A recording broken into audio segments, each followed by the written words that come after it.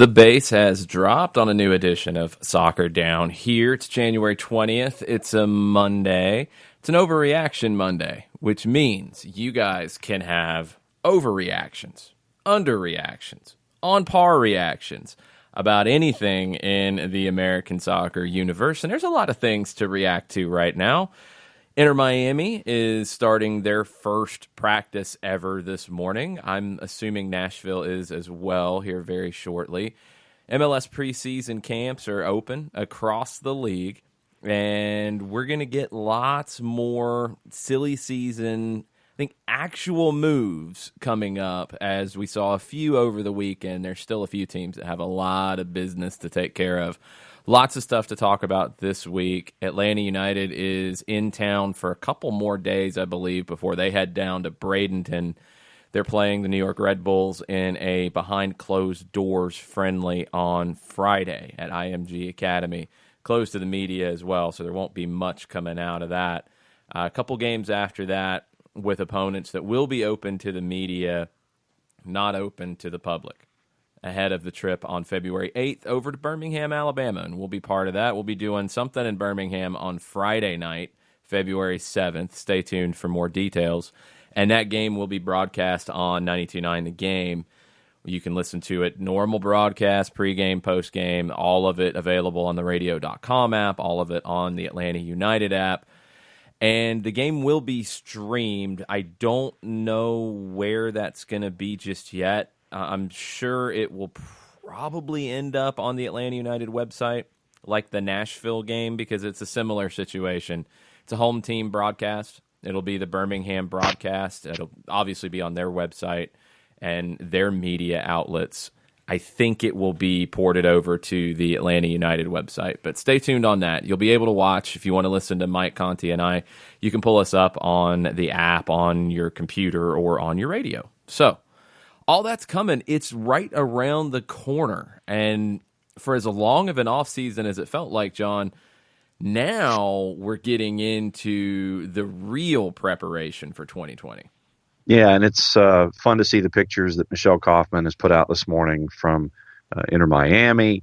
And there's news coming out from The Athletic about possible stuff on the front of kits for Inter Miami as well, and news out of Los Angeles and folks coming into town there. And the off season, wow. I mean, 3 months? Was that what we figured out how long it was by the time everything's getting all up and running again? As opposed to 1 month traditionally? No, and it's not 1 month traditionally. Typically, what it used to be is the season would end at the end of October for everybody, and then teams went into the playoffs. Now it ended after the first week of October for everybody. So you have a little bit longer there, but then the playoffs are shorter than they've been in the past. So for teams in the playoffs that go to the final, it's longer as well. So like dramatically, the regular season part is not as big of a difference. The postseason is condensed in a big way. For Atlanta United, last game was at the end of October, and you had all of November, all of December, and about 10, 11 days in January off. 10 weeks, yeah. So that's longer than it was after 2018, because last game was on December 8th, and preseason opened roughly around the same time, so it was about 4 to 5 weeks. But some of that's down to not getting to the final, you cut a week off there, and down to MLS condensing their playoffs. It needs to be a shorter offseason. It's not ideal, but getting more than 4 or 5 weeks is also good. There is a happy medium somewhere in there. It's probably about 2 months. Yeah. And, just seeing all the news trickling around and players reporting and still teams chasing after players. And this is where you rub your hands together and sit there and say, okay, now let's get to cases here and let's get everything moving. Well, let's get into Miami right now, because they've got their first session about to start. Players had to tour the facility yesterday. Roster, as it stands right now, there's still holes in it, especially on the front end. The back end, pretty solid. Goalkeepers, Luis Robles would be the number one going in. Brian Meredith, career backup in the league. John McCarthy, a guy who's been a backup to Andre Blake, but went to USL Championship and had a good year for the Tampa Bay Rowdies last year. Drake Callender's on a homegrown deal out of the University of California. Probably going to play a lot with USL League One, but we'll see. Robles would be the number one, I think. Maybe not quite in the Sharpie, but pretty freaking close going into the preseason.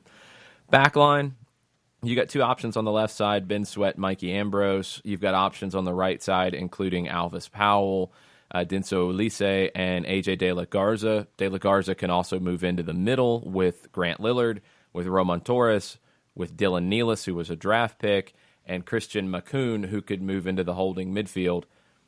It's a good backline. I think if you end up with, to start the season, Sweat, let's say De La Garza, Torres, and Powell in a line of four. Macoun goes into the midfield. Lillard as a reserve, Ambrose as a reserve, Ulisse as a reserve. That's a competent back line in this league. It's honestly a pretty good one. So I think defensively, this team's okay. No, I'm right there with you. When it comes to Inter Miami, I mean, I had them in the East as a part of the 6-7 discussion. Leave that discussion out for now because you've confused me massively with your discussion. Let's just talk about Miami by themselves. Sure. So just forget comparing them to anybody. If you go into a season with Luis Robles in goal, Ben Sweat on the left side, Torres, De La Garza in the middle, and Alvis Powell as your right back, how are you feeling? Solid. I'm looking forward to not surrendering a whole lot of goals on a daily basis, but I think that's a solid look. I don't think it's a spectacular backline, but it's a good one. And I think if you pair it up with Christian Macoun and Victor Ulloa in the holding midfield in front of it, you're in pretty good shape. You've got a pretty good foundation to build on. Now, where you build is going to be the question, because then you've got 4 spots up for grabs. And we don't know. Diego Alonso could play a 4-2-3-1 here. I'm kind of thinking that's what he's going to do. He could change it up and do something different. Let's assume that's where we're going. So that means you've got your wingers, your number 10, and your striker all up for grabs. You've got Matias Pellegrini and Julian Carranza, 2 young Argentine talents who are joining the league for the first time. Pellegrini's a little more highly regarded than Carranza, but Carranza played a good bit for Banfield. I think both have the potential to be in this lineup or be the first off the bench. And then what does it look like around that? You know, reserve players at the moment, which is where I'm thinking these guys will end up. Lee Wynn, Jay Chapman, Juan Agudelo, Jerome Kiesewetter, Robbie Robinson coming in as a rookie out of Clemson. Okay. It's all going to be down to what they do with the 2 designated player slots. That's what's going to determine Miami's success and where those slots end up. It looks like you would be targeting a right winger and a number 10. Okay. I think it's easy to go up top, which is where most designated player slots go. A lot of it depends on what they think of Carranza. You know, Julian Carranza has typically played up top. You know, can he become a winger to allow you to go sign a big number 9 who's going to score a bunch of goals and then a number 10 behind him? If you feel like that can happen, cool. Carranza is not on a young designated player contract, by the way. It's Pellegrini who's on that. So, you know, just because of resources, you would think Pellegrini has more of an inside shot to play more. So let's assume he's, you know, written in pencil on the left wing.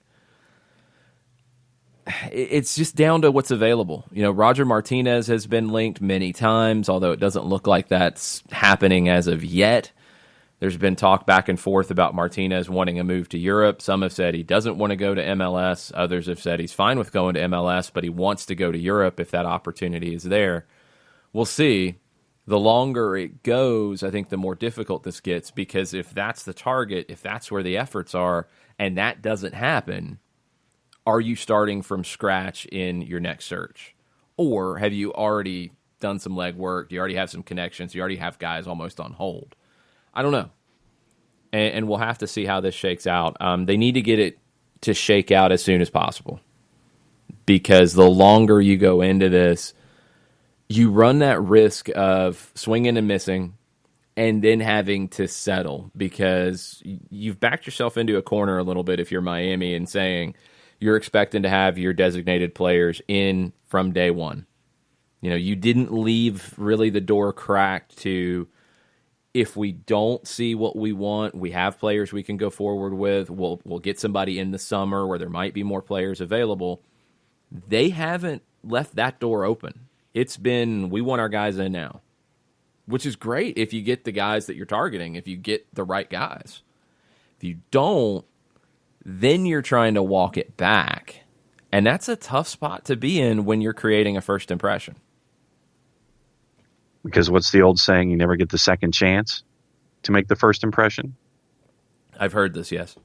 And when you lay out from the beginning, we want to be competitive. It's going to be big names. It's going to be all of these things that folks are looking forward to. When you see the glitz and glamour associated with something happening in Inter Miami, and then you come in with something that may not be perceived as that, then you're kind of have to sit there and say, well, yeah, this is what we're looking for in these individuals, and we're looking forward to seeing you're going to get the coach speak and the front office speak about who you bring in.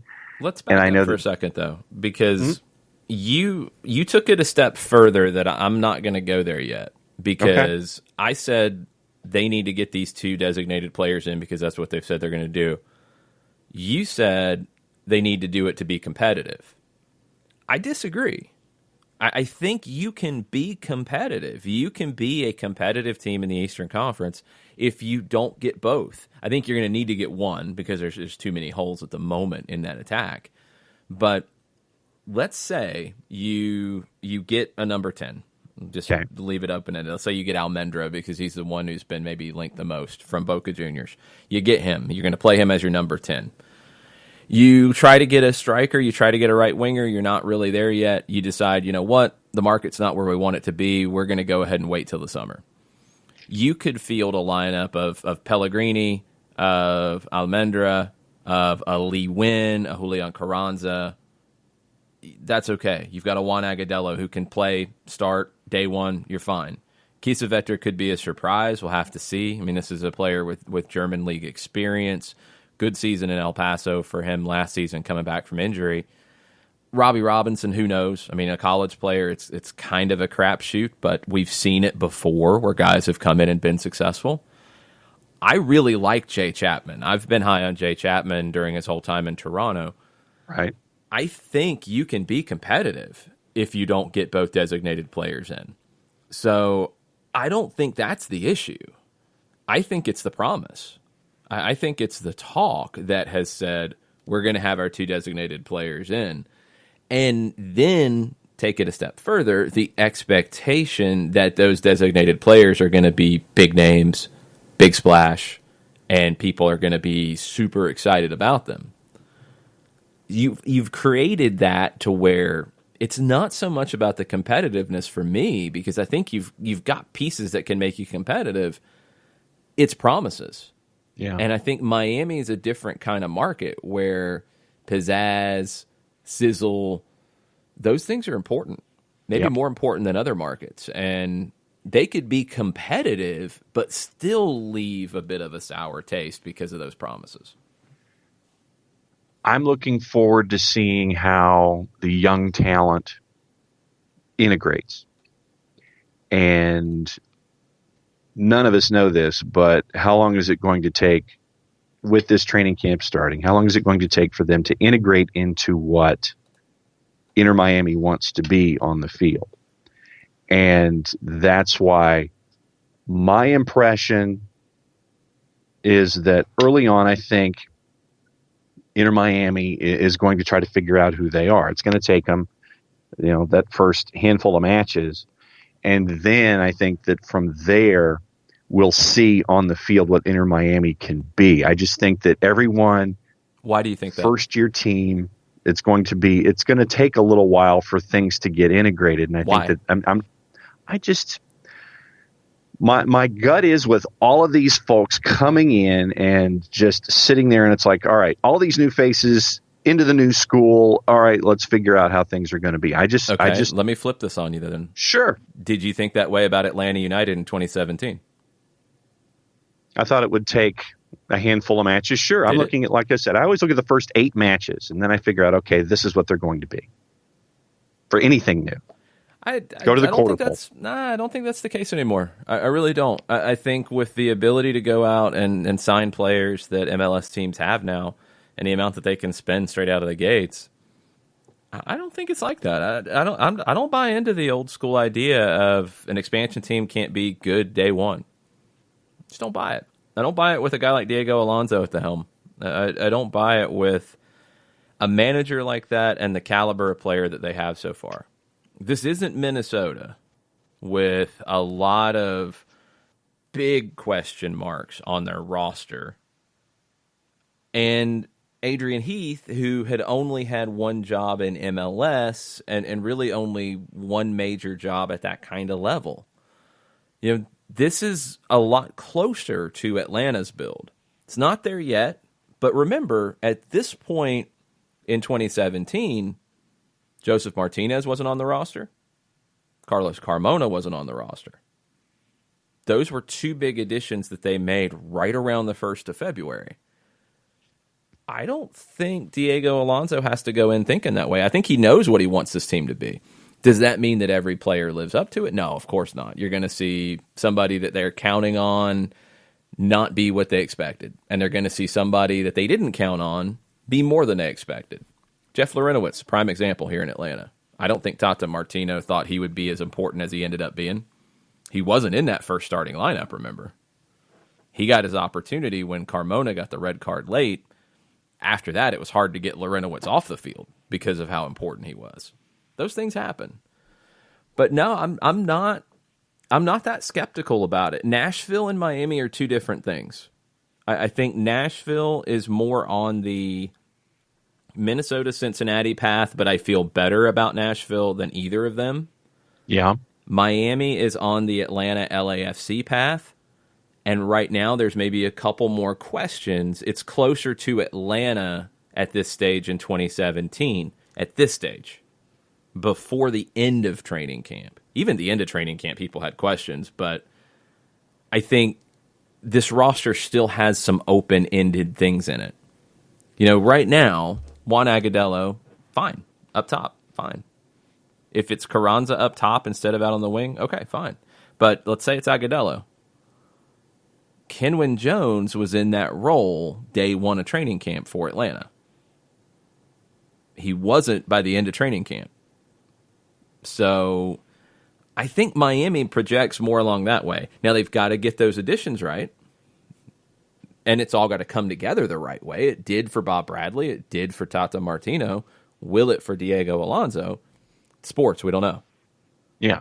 But I'm not like it's going to take 2 months. It's going to take 8 games. No, I don't think they're thinking that way. I really don't. I think Miami's looking at it like we want to be as good as anybody else day 1. And I think so far they have the potential to be that. Let's look at their early schedule.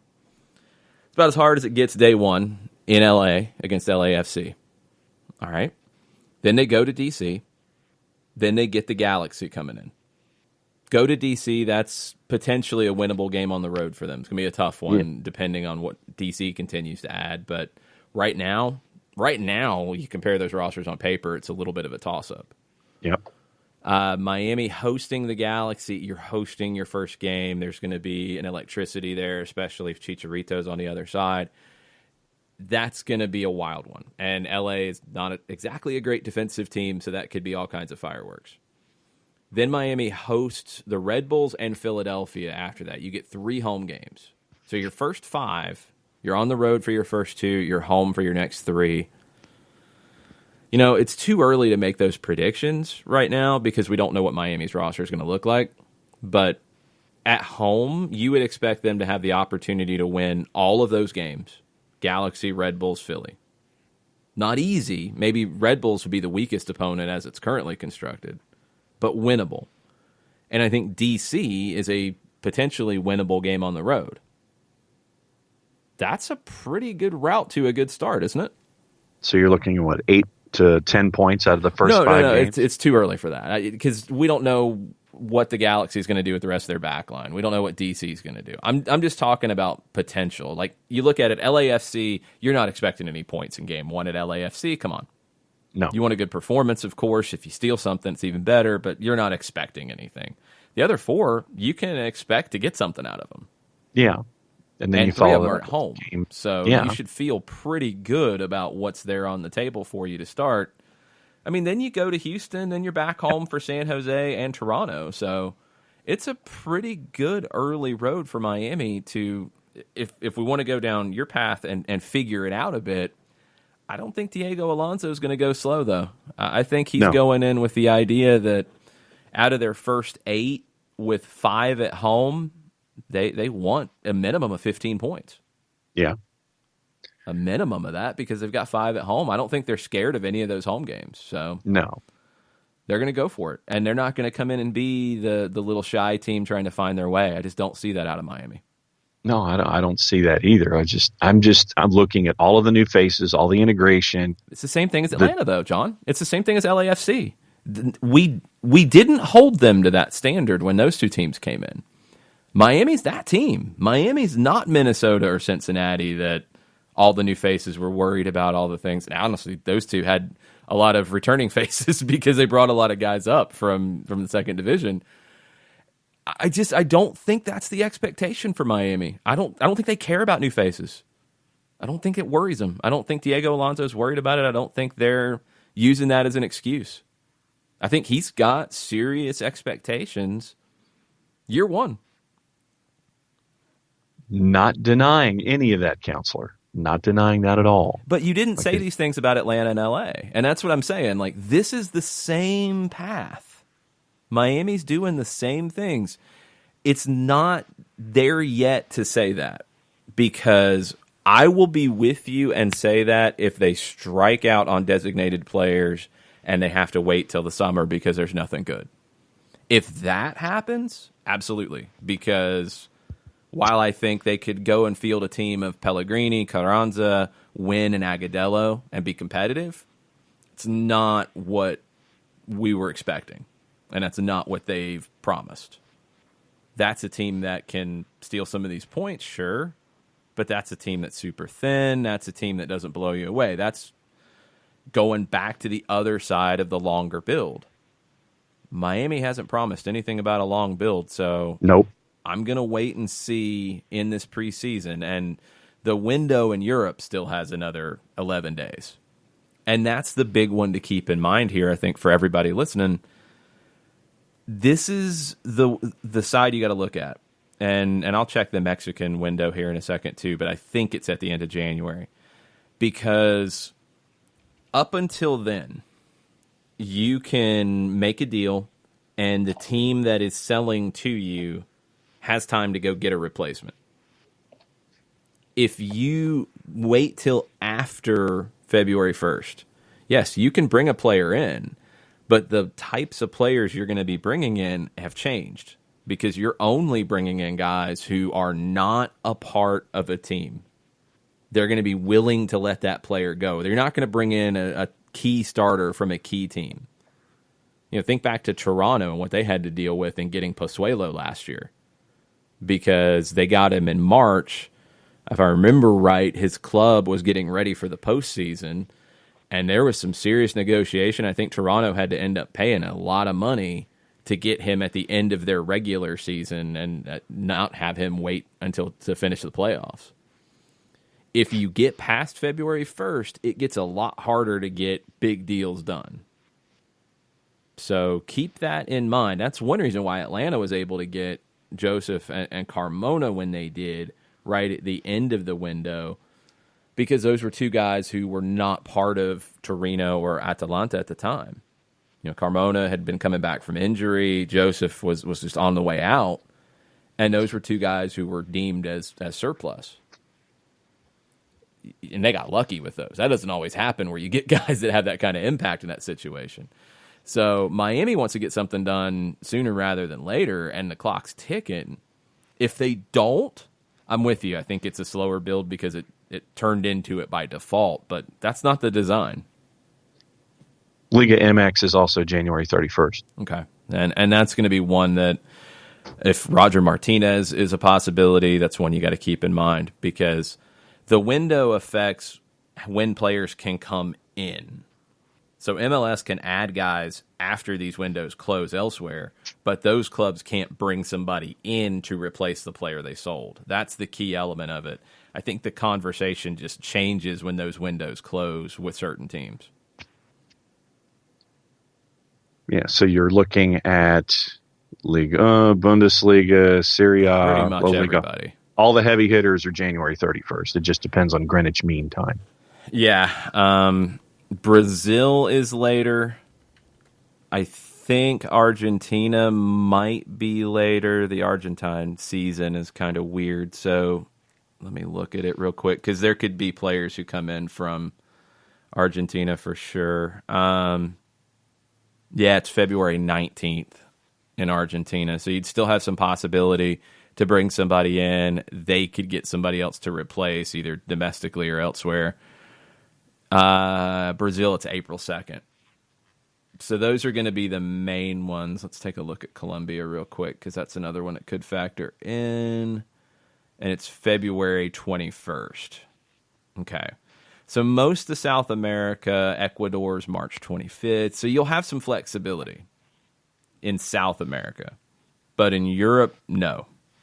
And here, that window, and this is also affecting trades and stuff inside the league, it's May 5th. So there's a lot of time afterwards, but you're going to have a lot of closed windows for teams that aren't going to be as willing to deal. And this is where, once again, we get into the discussion about making sure that folks, when you see something come across your Twitter feed, check your follower numbers first and foremost. Check your follower numbers, but also check your outlets. It's not just follower numbers because there are good, respected reporters who don't have a ton of Twitter followers yet. Like, it doesn't have to be in the 5 digits to automatically be valid. And it can be in the 5 digits, and it can be a complete joke too. So keep that in mind. Check who is making the report. Check to see if they are the only person making the report, and then use some common sense too. Does it make sense? Okay, and you can make that a wide range of does it make sense. Chicharito, people might have said, that doesn't make sense. He said he's not coming. Well, things have changed. So that one made some sense as it started to build. Others haven't made much sense. So, and some of it come from big outlets.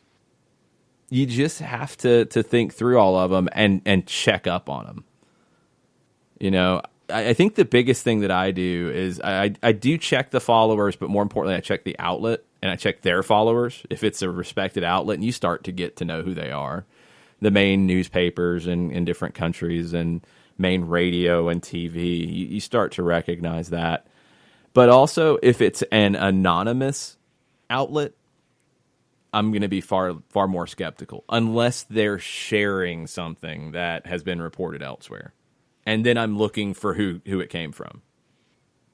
Because wasn't there one, and I think it sparked the Darren Eagles thing, where it was somebody saying that there was a quote from so-and-so and there wasn't during the Miguel Almiron transfer saga. I think somebody was linking to, well, this was said by Darren Eagles. No, when he doesn't exist. And no, right. Darren didn't make a quote like that. So it wasn't even a typo. It was just a complete lie. You got to look for those kinds of things. Look for where things originate from. That's the number one thing I look for. Because it can get shared and it can get then rebroadcast, but and then it turns see into where telephone. It originates. Yeah. So go 2 steps at the very least when it comes to looking at sources this time of year, or any transfer window for that matter. Just keep an eye on your source and your sources and your source of that source. So you're looking at 2, if not 3 separate steps. All right, we've talked about Miami on the field. Let's talk about them off the field. David Ornstein at The Athletic reports that David Beckham and Inter Miami could be doing an endorsement deal with Qatar, the country. So, yeah. Reading from Ornstein's piece, and his piece on Mondays is a must read pretty much every Monday morning. Covers mostly Europe, but every once in a while MLS sneaks into it like this. So, reading from the piece, the former England captain has strong links to the Gulf state after finishing his playing career with Qatar-owned Paris Saint-Germain in 2013, and he is particularly close to PSG president Nasser El Khelaifi. I posted a picture of the two of them at the Club World Cup in December. Now, this is something that I hadn't heard too much detail on, but in early 2016, Qatar was among the various parties in discussions to buy a stake in Beckham's franchise. Didn't happen, and according to The Athletic, that proposal was met with some resistance by MLS owners who would have needed to approve it. Sponsorship is very different than ownership, and it's sounding like this can get done. They do say that of the 26 teams lining up for the campaign, Miami are alone in lacking a sponsor. San Jose hasn't announced one yet, but it sounds like they could be getting ready to, because they took the Avaya down off the stadium, so it could be stadium and jersey linked together. Yeah. It's on the back of a flatbed. What's that? The Avaya on the stadium side was shown in one picture being taken away on the back of a flatbed. Well, it's better than destroying it there, so I'll take it. But if they're correct here, if Ornstein is correct, or if he just overlooked San Jose, we don't know. But yeah, there hasn't really been any conversation about that shirt sponsor for Miami. So this would be incredibly lucrative. And the tie-in with Beckham individually is interesting. There's also a lot of controversy about this. Mm-hmm. And I'll be curious to see what is said about it. Yeah, if this does come to fruition, I want to, with the human rights issues and constructing the stadia, getting ready for the World Cup and everything else in that vein that is tied to Qatar as a country, how much blowback is there going to be from the soccer community, from the human rights community, from fans in general, from those outside the sport? If, say, Qatar Foundation, like we've seen with Barcelona in the past, is on the front of the jersey, how much blowback is there going to be? That to me is another interesting subplot in all of this, should this come to pass. Yeah, and you do have to look at Barcelona, who's went down this road, PSG, obviously, and their ownership, which is ownership different than sponsorship, but it's a really difficult topic because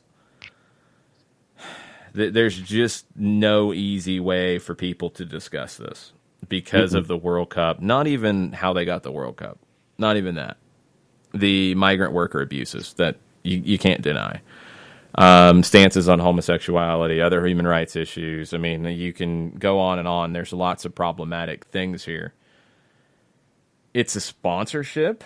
It's not ownership. I don't think ownership would have ever happened here. I don't think that would have ever happened in this country. And I'm not surprised that there was pushback from other owners on that. Sponsorship is maybe a little bit harder to push back on, but there will be public and media pushback on it, and there should be. Mm-hmm. I will be very interested to see how it gets handled. Yeah, go ahead. No, I was just going to say, and I want to know what the name is going to be on the front of the jersey. Is it going to be the foundation? Is it going to be Airways? Well, yeah, Airways could be, and that might be the way around it. The foundation would be a possibility too, and that's seemed to be navigated as well as it could be for Barcelona. Look, in a perfect world, it would be a company with, or entity, let's say, with no questions at all about any of these things. We don't live in a perfect world. And there's going to be questions and pushback on pretty much any sponsor that would be named, let alone one with these problematic issues. Mm-hmm. So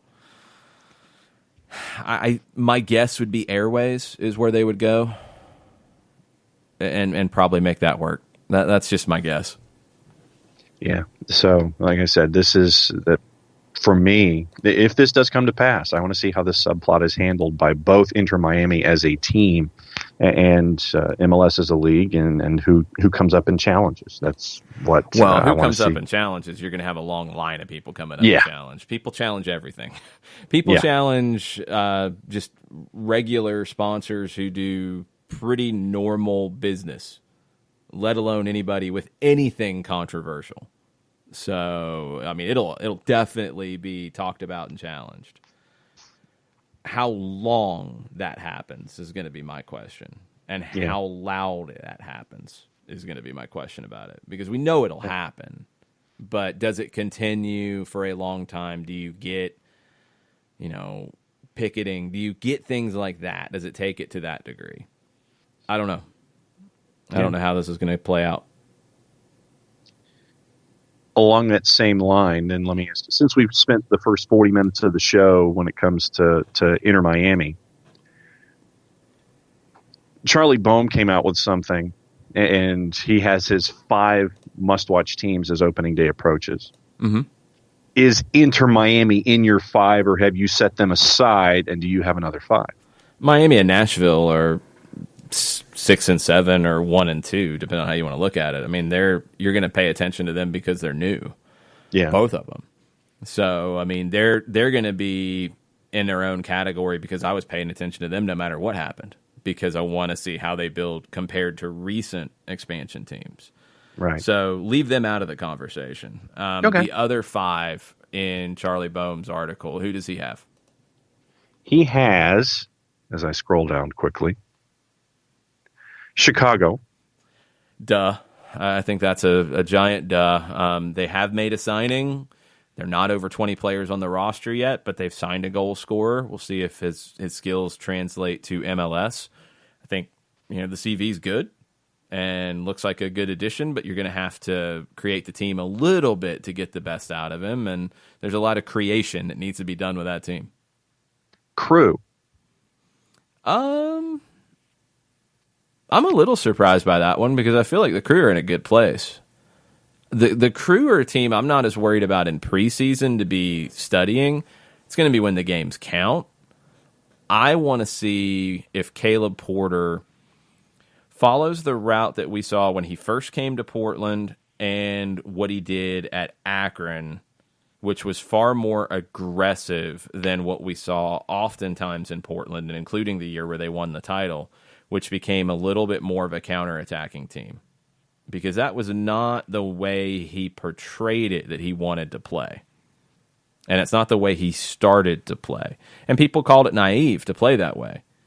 But now he's got the personnel to play a pretty aggressive, wide-open style. And I want to see how much he opens it up.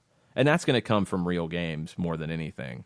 I'll peek in on their preseason stuff that's available for sure, because I want to see how the midfield looks. I want to see Zelarayan and how he looks with this group. But I'm not looking at them from a sense of worry. I want to see how good they can be. And I think we're not going to know that until we see some competitive games. Here's his sentences on Crew. He says, if the Fire are the definition of a work in progress, their Heartland counterparts in Ohio are the inverse. The Crew finished last season on a high note as Caleb Porter and company found a rhythm down the stretch, and they built on that further with some promising winter moves, highlighted by the arrival of Darlington Nagbe and club record acquisition Lucas Zelarayan. The Yellow football team looked to be crafting a fluid, technically gifted starting lineup with a fearsome central midfield core. Now the challenge is to hit the ground running this spring and prove their bona fides in a crowded Eastern Conference field. Yeah, I mean, it's pretty much the same place I'm at with it, but it's not anything I'm watching from worry. It's just I want to see how it looks in real games. So preseason, I want to look to make sure you don't have anything crazy happen, like an injury or somebody have a blow up with Porter or whatever. But I think that's a team that can compete at the top of the Eastern Conference if it comes together the way that it potentially could. They're just outside of that group for me because we've got to see it a little bit, but they can be there. They have the talent to. Another gigantic duh in his list are the Galaxy. Yeah, I mean they pretty much always are, because you can almost always expect some level of chaos out of the LA Galaxy. If Chicharito gets done, and by all accounts it's just a matter of time, and now that will absolutely be must watch. So yeah, they're always on this list though. Montreal is his number 4. Yeah, because there's a ton of question marks about Thierry Henry. There's a ton of question marks about this roster. Sounds like there's question marks about Nacho Piatti's level of happiness being in Montreal one more time. He talked about his family being back in Argentina. Now it's difficult, but he's under contract. That didn't sound all that positive. So I have a lot of questions about Montreal. And you have CONCACAF, and you have a tough CONCACAF matchup with Saprissa to open it up. So, yeah, I think Montreal's a definite here. And his 5th is Seattle. Yeah, because I don't know what they're going to put on the field. And Garth Lagerwey said a lot of things that, maybe he hasn't been pushed back on much out of Seattle, because you got 2 center backs, period. And you lost 3 of your 4 on the back line, and they haven't been very active or even linked to much activity. And they've said that's because of the CBA, but when you've lost pieces, you can actually go out and replace those pieces. That's the problem I have with it, and that's where we've talked about this from an Atlanta perspective. When you have players who are gone from your team, the CBA is not going to slide backwards. That's not going to happen. Now, if, and this is a big if, but if, and this is not even CBA related, that designated player rule went into effect about the third one either needing to be under the max TAM threshold or under the age of 23, yeah, that could affect one of their signings. Okay. But you can still go out and replace the players who have gone at comparable levels. And that's the issue I have with Lagerwey putting it all on, well, we can't do anything until the CBA is ready, and we're getting ready to make moves. You can make some moves. There's really no excuse. So can you make all the big moves? No, you are in a bit of a holding pattern, and you get situations like we're seeing in Atlanta with Julian Gressel that are tricky, where a player's spot in the roster in the cap is going to change dramatically. Yes. And for people who are yelling about Atlanta adding, whether it's Arzamendia or Villasanti or the Uruguayan central midfielder, and now there's a French midfielder mixed in, you might not be able to give Gressel the raise and add that player. It might be an either or, and that's probably why you're in a bit of a holding pattern. If it expands to where you can add the raise and a player, cool.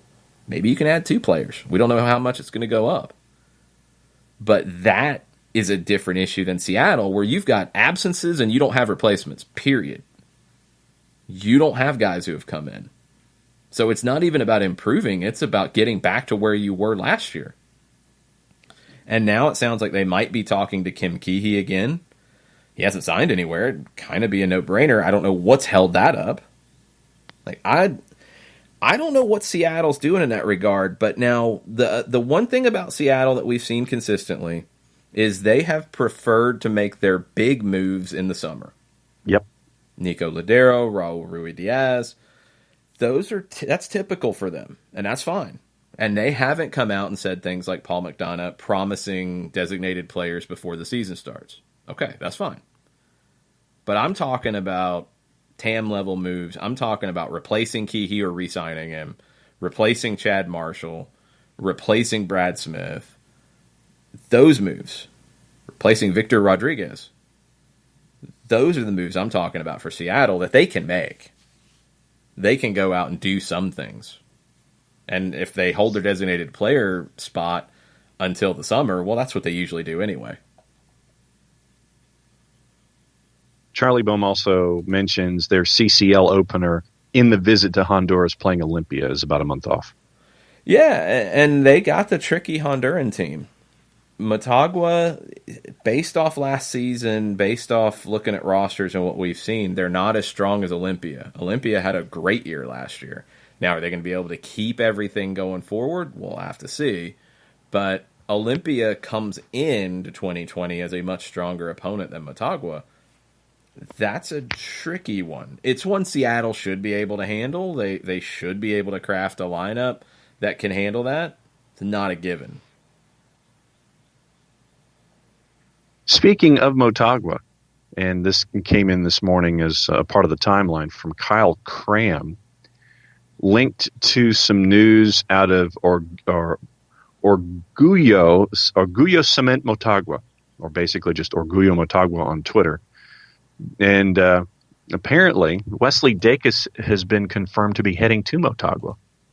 Well, he hasn't been announced by Motagua, so I would not say confirmed just yet. It's being reported, right? Reported. There you go. Yeah. Okay. So reported Wesley Dacus from Atlanta United 2 is apparently heading to Motagua. He was with Atlanta United 2 on loan. Keep that in mind here. He wasn't under an Atlanta United 2 contract. They made the decision, I'm assuming that loan had some option to buy. They made the decision not to, and now he could be moving to Motagua. That should tell you a lot about where the level is that we're talking about. I thought Wesley Dacus was a good young player for Atlanta United too. Showed some hints of a lot of promise. Is he an MLS level talent right now? No, I don't think he is. I think he's too inconsistent. I don't know if he slots in long term as a right back or a center back. But he could go to Motagua and actually jump into their lineup pretty quickly. And that should tell you, again, a lot about the kind of level we're talking about in this round of 16 matchup. You know, Dacus is a really nice player. I think he could get to MLS level. He's not now. And when you're looking at those types of situations for an Atlanta United 2, for example, where you bring in a player on loan, you don't have the long-term control over that player. You've got to make a decision quicker than you do on an academy player, on a homegrown player, on somebody you have on a multi-year deal. If they're not there yet, you can't keep them. You can't make the deal to bring them back. Maybe you could get a second year on loan, but if you've had a whole year, you've got to see a whole lot to do that. And you haven't. These minutes this season for the twos needs to go to a player like Garrison Tubbs. We'll talk more about Tubbs here in a minute. Need to go to another academy player. Need to go potentially to a George Campbell, a Patrick Nielsen as well, if Nielsen earns a contract. There's not going to be a spot for a Dacus here, so you can't keep him. Doesn't mean he's not a top good player. But if he's going from an Atlanta United 2 team where you didn't see enough to bring him back into Motagua's team, that should tell you where these levels are. Doesn't mean upsets can't happen, but it should tell you that there's a clear difference in level between the two. And then you had mentioned other stuff with players, and Shiva has a combination question this morning, so I'll start with the Champions League stuff. Okay. Since we're there right now. Shiva asks, do you still think we need to add a midfielder before the start of CONCACAF Champions League, or do you think roster-wise and talent-wise we're good for CCL? I think we're good for CCL. I think you would like to add another midfielder. Is it a necessity? No, I don't think it is. And I might be the only one who's on that road right now with it. I think most are saying that you have to. Hashtag Nagby replacement. We keep getting into this. But I think you have the cover you need. And this creates an interesting situation for Atlanta United. Because let's walk through the roster right now. Goalkeeper, you're the same as you were last year. You're good. And it's the same three guys back, so you're good. Left back, now you've added Edgar Castillo. You have George Bello. Castillo played 20 times last year in MLS, 20 starts, 28 the year before. If he's in that 15 to 20 ballpark in starts, let's say 20 in all competitions, and Bello's another 20 in all competitions, cool. I think you've done what you expected to do in the year. Somebody else comes into the mix like an Arzamendia, then that changes that dynamic. But if it's those two, you're good. You also have Anton Walkes who can play on the left side. You have Brooks Lennon who can play on the left side as well. Center back, Miles Robinson, Fernando Meza. I think those are your top two. If you play three in the back, you can add Franco Escobar. You could add Jeff Larentowicz into that mix. Anton Walkes' cover at center back. George Campbell's cover at center back. Okay, not bad. Right back, Franco Escobar if you're playing in a four-man back line. Brooks Lennon can also play there. We know if there's a wing back involved, Julian Gressel can play there. Okay, you've got lots of cover. Meza can slide out as an outside back. Walkes can play as a right back as well. Good. So backline, I think you've got a lot of things covered. You're in pretty good shape as it stands. Midfield. We mentioned Jeff Larentowicz potentially sliding to the backline. Jeff and Mo Adams are your two defensive midfield options. Eric Remedi would be the third. Remedi can also play as a guy who pushes forward a little bit more, which is where I think he's a little more effective.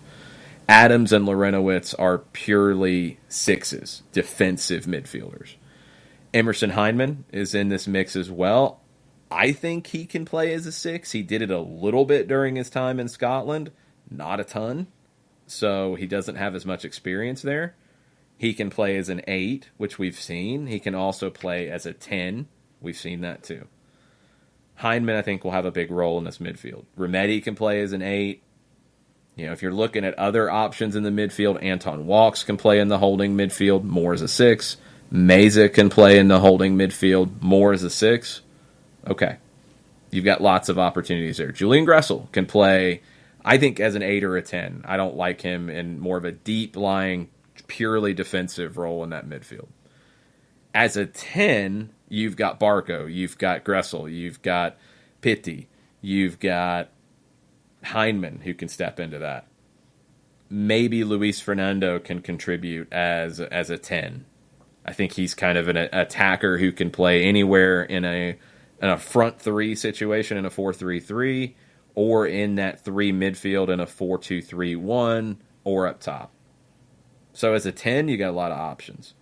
Wingers, you've got Barco, you've got Pitti, you've got Fernando, you've got Gressel, you've got Lennon.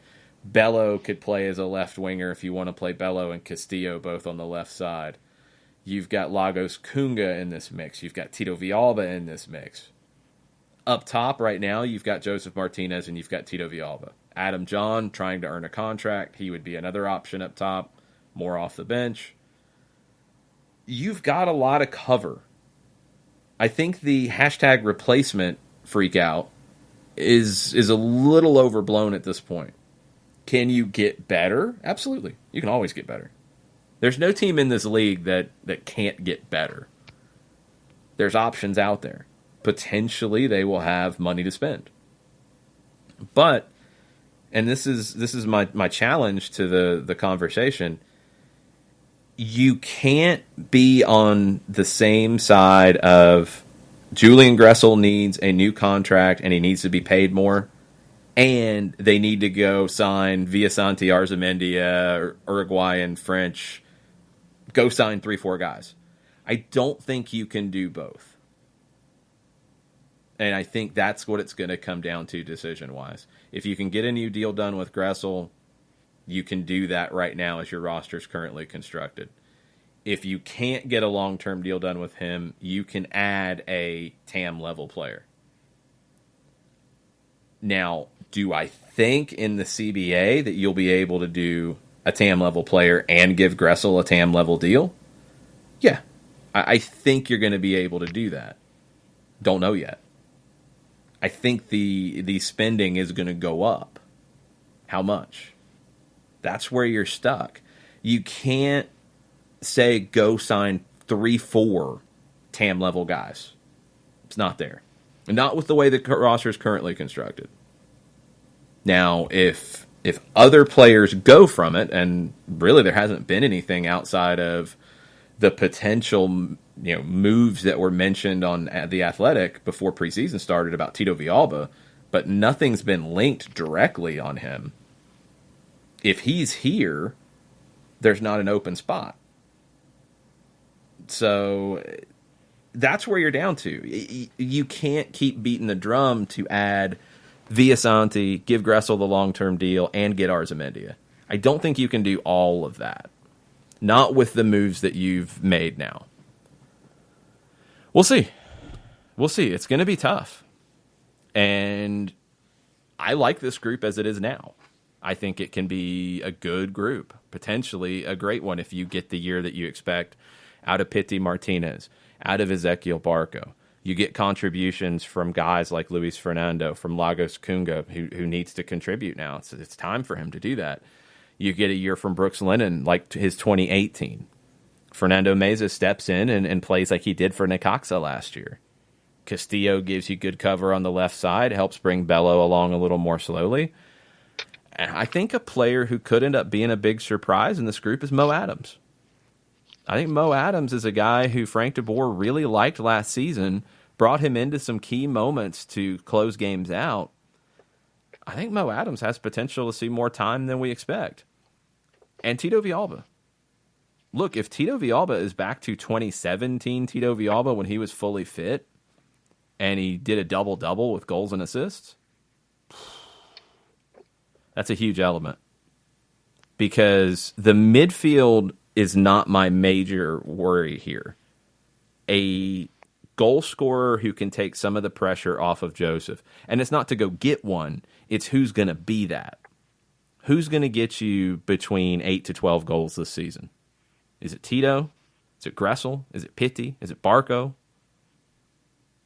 Who is it? 'Cause I think it needs to be somebody, not a collection, not a committee. I think it needs to be somebody who can take some of that pressure off. We'll see. It's going to be a fun next couple of weeks. And I think once games start getting played and we start to hear conversation about what lineups look like, what groups are playing together, we'll have a better sense of it.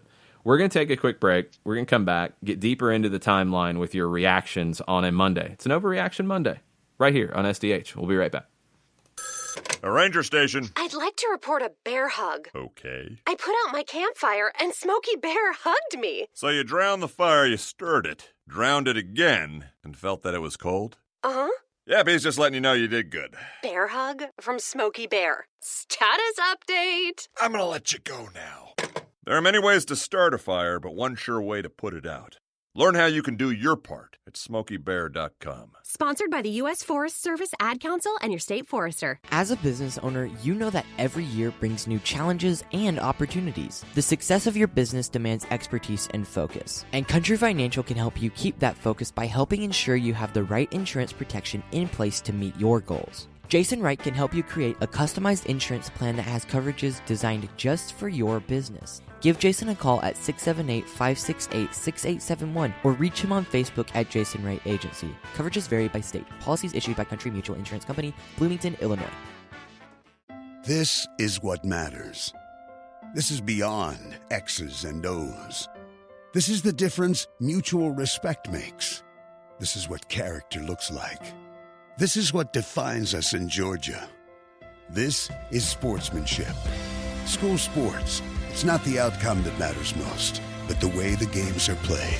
This message presented by the Georgia High School Association and the Georgia Athletic Directors Association.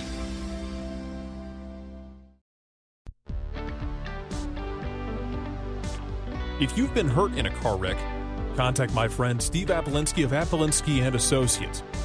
He's been representing individuals for over 30 years throughout Georgia and Alabama. Email him at steve@aa-legal.com or call him 24/7 at 404-377-9191. The initial consultation is free.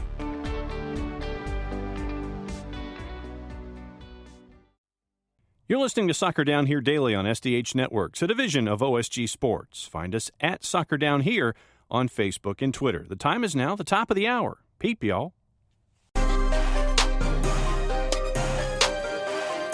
Welcome back. Hour number 2, Soccer Down Here, January 20th. John, it's promo time. Go. Emery Russell on his hashtag Overreaction Monday. I'm overreacting about not seeing the trucker hats yet, exclamation point. Gotta have it, exclamation point. Post that man a picture of the trucker hats, John. Because you got them. I can't post a picture of it because I don't have a hat yet. Yes. They do exist, Emery. Well, post that man a picture. They don't believe you. All right. Well, then I would have to dial into my phone, sir. Oh, okay. Emery, it's coming after the show because if John tries to multitask with his phone during the show, he's probably going to get disconnected. True. But they really do exist. I've seen the picture, and maybe I can actually pull the picture and actually post it so John doesn't blow himself up. Okay. So, Emery, I'm posting it. Oh, are you pulling it off? I'm posting it to my Twitter, and I will link it to the SDH Twitter. Why can't you post it to the SDH Twitter? Because my Twitter popped up first.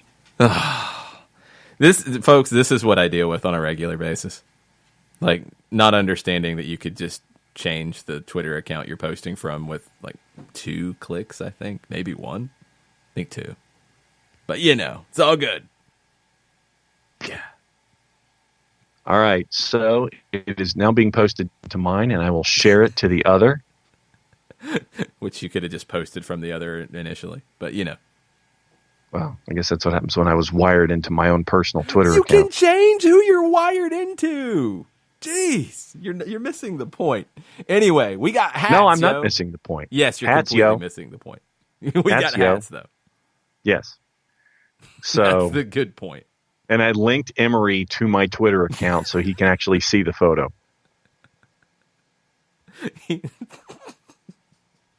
One day, John will learn how social media works. One day before the show is done. Not this show specifically, but just in general. No. Some year in general, I will learn social media. I don't share your optimism, but I'll go ahead and say sure. You need to. It needs to happen. No more excuses. If Fernando Meza can learn English, you can learn social media. All right. So, Shiva's follow-up from... Oh, you're not going to give me more promo things? Oh, no, that's all the promo you want to do? Well, okay. No, okay. So then what is our price point, sir? Do we know? Well, no, it's going to be $25 for the trucker hat. We know that much. I'm talking about all the other things in the SDH universe that we need to promo. Let's see. We have these scarves. We have scarves. Those are $20. Yes. You can come and see us at the Brewhouse Cafe, which is going to be our second home. You can come see us and get it. Yes. Or they can be shipped. The scarf is $5 shipping. I will confirm that the hat is $5 shipping. It's a little bit different to ship the hat, so we'll make sure that we can keep that at the same type of price point. I think we can, but if you need it shipped, just give us a message and we'll work through that. Okay. And let's see, what else do we have that is a part of the promo universe, sir? Well, we have our Teespring store that you can link to at soccerdownhere.net. We have soccer over there tonight, 6 to 8 o'clock at the Brewhouse Cafe, where you can get a scarf or you can get a hat. They are available for you there. You can also listen to the show here as you're listening to this one, whether live on the app, live on soccerdownhere.net, live on Spreaker, or you can listen to it after the fact on demand on Spreaker or on your favorite podcatcher. Also, we have some things that were posted over the weekend. If you have not heard them as of yet, hashtag For the Kids was posted. Long interview with Simon Davey, the executive director of SSA, and the new USL League 2 team, and the new WPSL team here in the Metro Atlanta area. So you can check that one out on your app or in your podcatchers.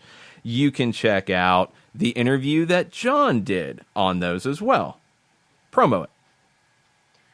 It was good to catch up with the 3 new signees for Tormenta FC. They went through the academy, and now they are proud owners of Tormenta Contracts. Tristan Deloach, Stephen O'Hearn, and I'm trying to think of the third one off the top of my head. This isn't good this morning. I know, really? It's like one went to Islands, one went to Savannah Arts Academy, and one went to Benedictine.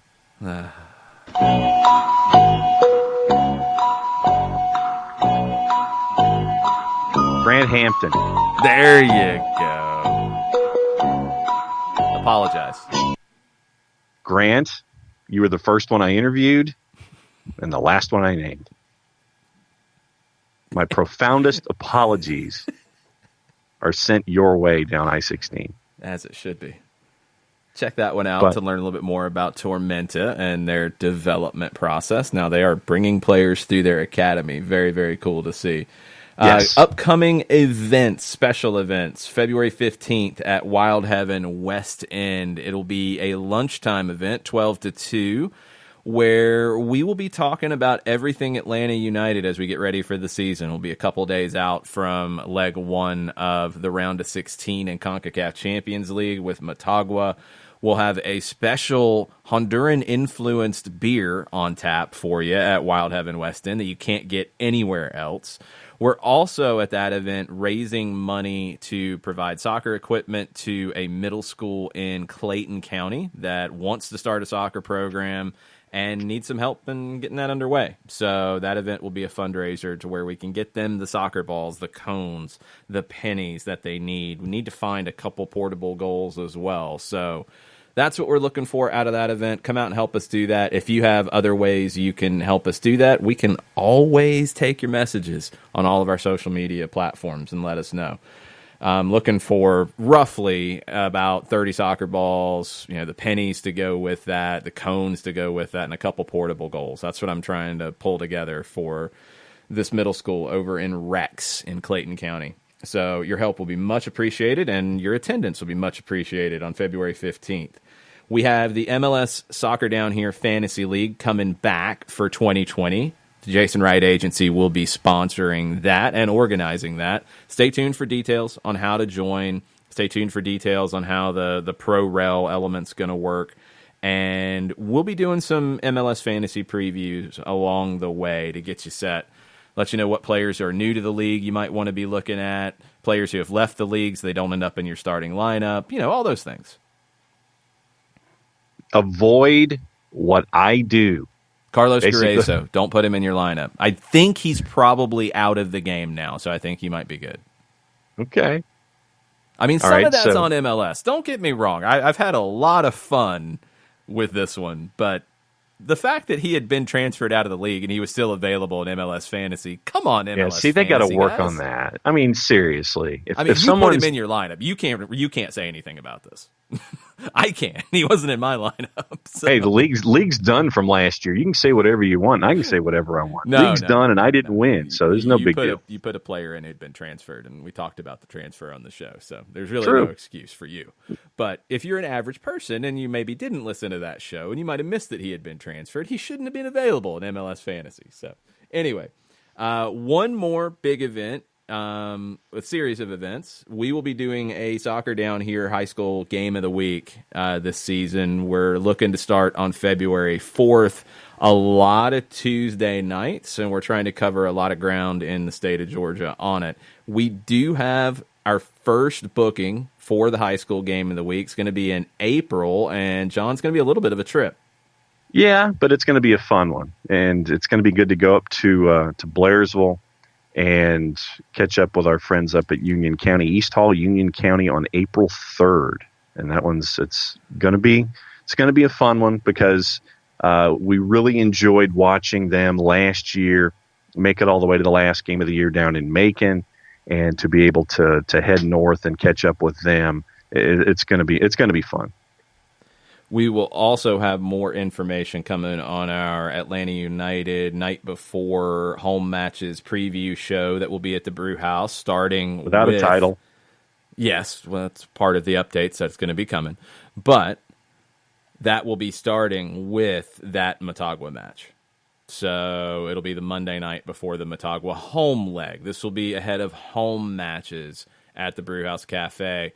We can let you know that there will be giveaways at each of these events, and you must be present to win. And must be present to win. Possibly involve tickets. So, just saying, you want to come out to these things, go ahead and mark it down. All of them but one, and we'll have the full schedule posted very soon on our networks.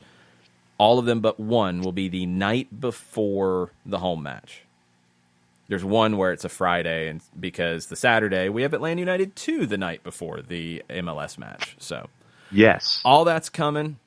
Title and everything will be coming very soon. So that's all of your Soccer Down Here promos. Proceed back to the Twitter timeline if you figured out how to get your Twitter back to Soccer Down Here. Let's see. According to Daniel Price, yes, he says, "Careful at Longshoe. This is bordering on elder abuse." I can't help it. I'm just trying to get him to post it on Twitter in the easiest way, and he won't do it. Won't? You wouldn't switch because let me tell you how I'm seeing this, so Sure. I can try to explain why I'm flabbergasted. Present your evidence, counselor. When you are looking at the Twitter timeline, you are looking at the Soccer Down Here Twitter timeline, correct? You're connected to the Soccer Down Here account, are you? On the desktop, not on my phone top. Oh, so you couldn't figure out how to move a picture from your phone to a desktop or anything else, even though it was posted in a place that you could have downloaded it from. But you're saying, okay, download a photo, change a Twitter timeline handle, put it on the new Twitter timeline handle, upload, and go. Never mind. It's far too complicated. I will stop.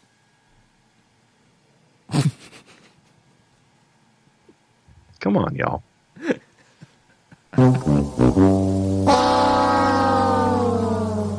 Yep. I will stipulate to that. Always. Okay, let's move on. Or else I'm going to be giggling the whole show. Nothing wrong with that. It's a Monday. All right. So continuing with Shiva's question from hour number 1 and the roster in and of itself with the CONCACAF Champions League question. She wanted to know who Remy Walter is and our thoughts on Atlanta being linked to him. Well, I don't have a ton of thoughts on the link just yet because it's a link and it really hasn't gotten any traction. What I know of Remy Walter, and I am no expert on Nice and Ligue 1, but a little bit of prep work here on a player that has been linked. He's not seeing much time for Nice at all right now, but he's got just under 100 appearances in Ligue 1 in his career, which is pretty good for a player of his age, 24 years old. Looking at stats to get a sense of it, he's a guy who can be involved in a possession-based team. He's a guy who's had plenty of passes per 90 minutes in his matches and in his appearances.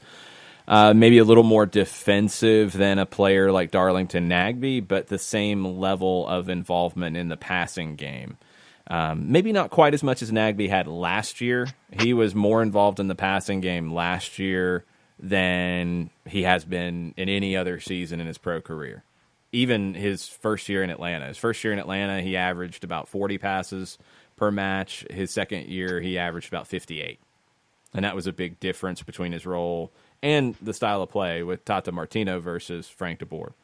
So Darlington in general is somewhere in between that in his career, and that's about where Remy Walter is. So, that plus a little bit more defensive in terms of being involved in tackles and interceptions, defensive actions per 90 minutes. He's a little more active defensively.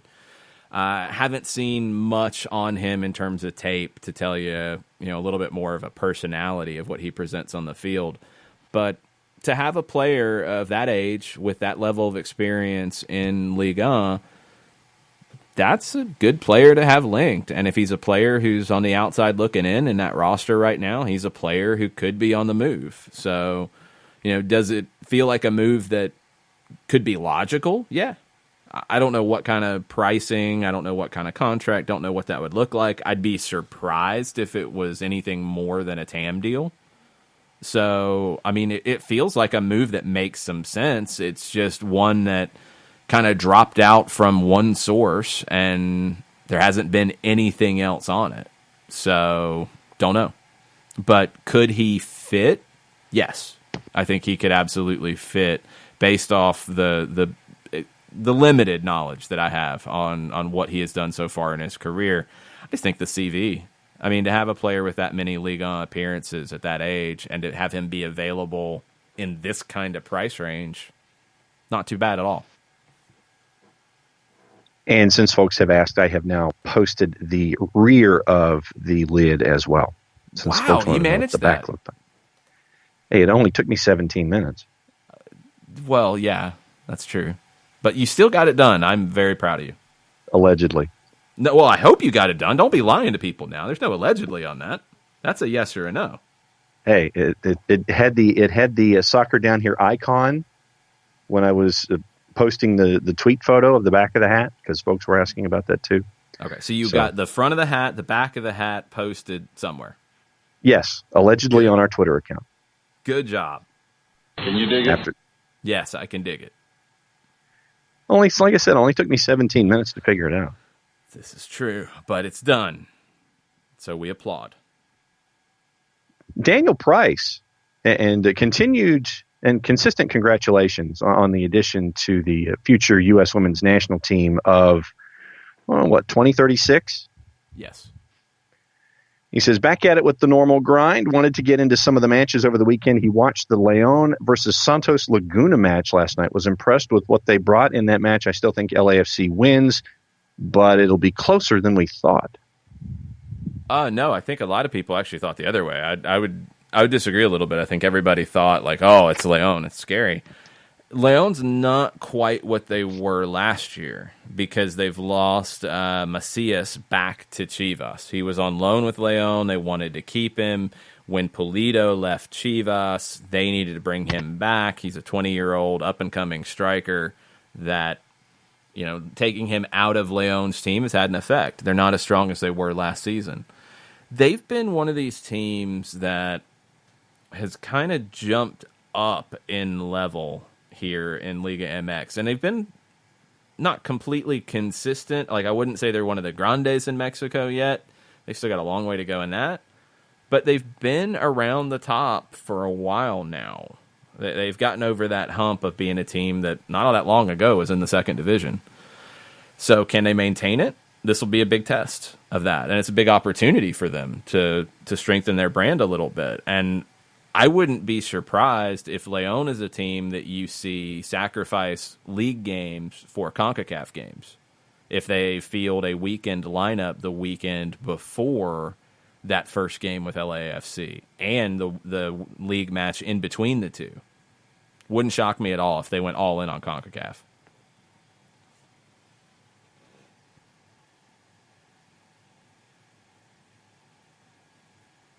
John's here somewhere. Just when we give him praise, right? Just when he gets something done, he disappears. Coughing fit. It's that time of year. Okay. So it's not technical. Okay, good. No. So we can still praise your technical abilities. You sure you want to do that?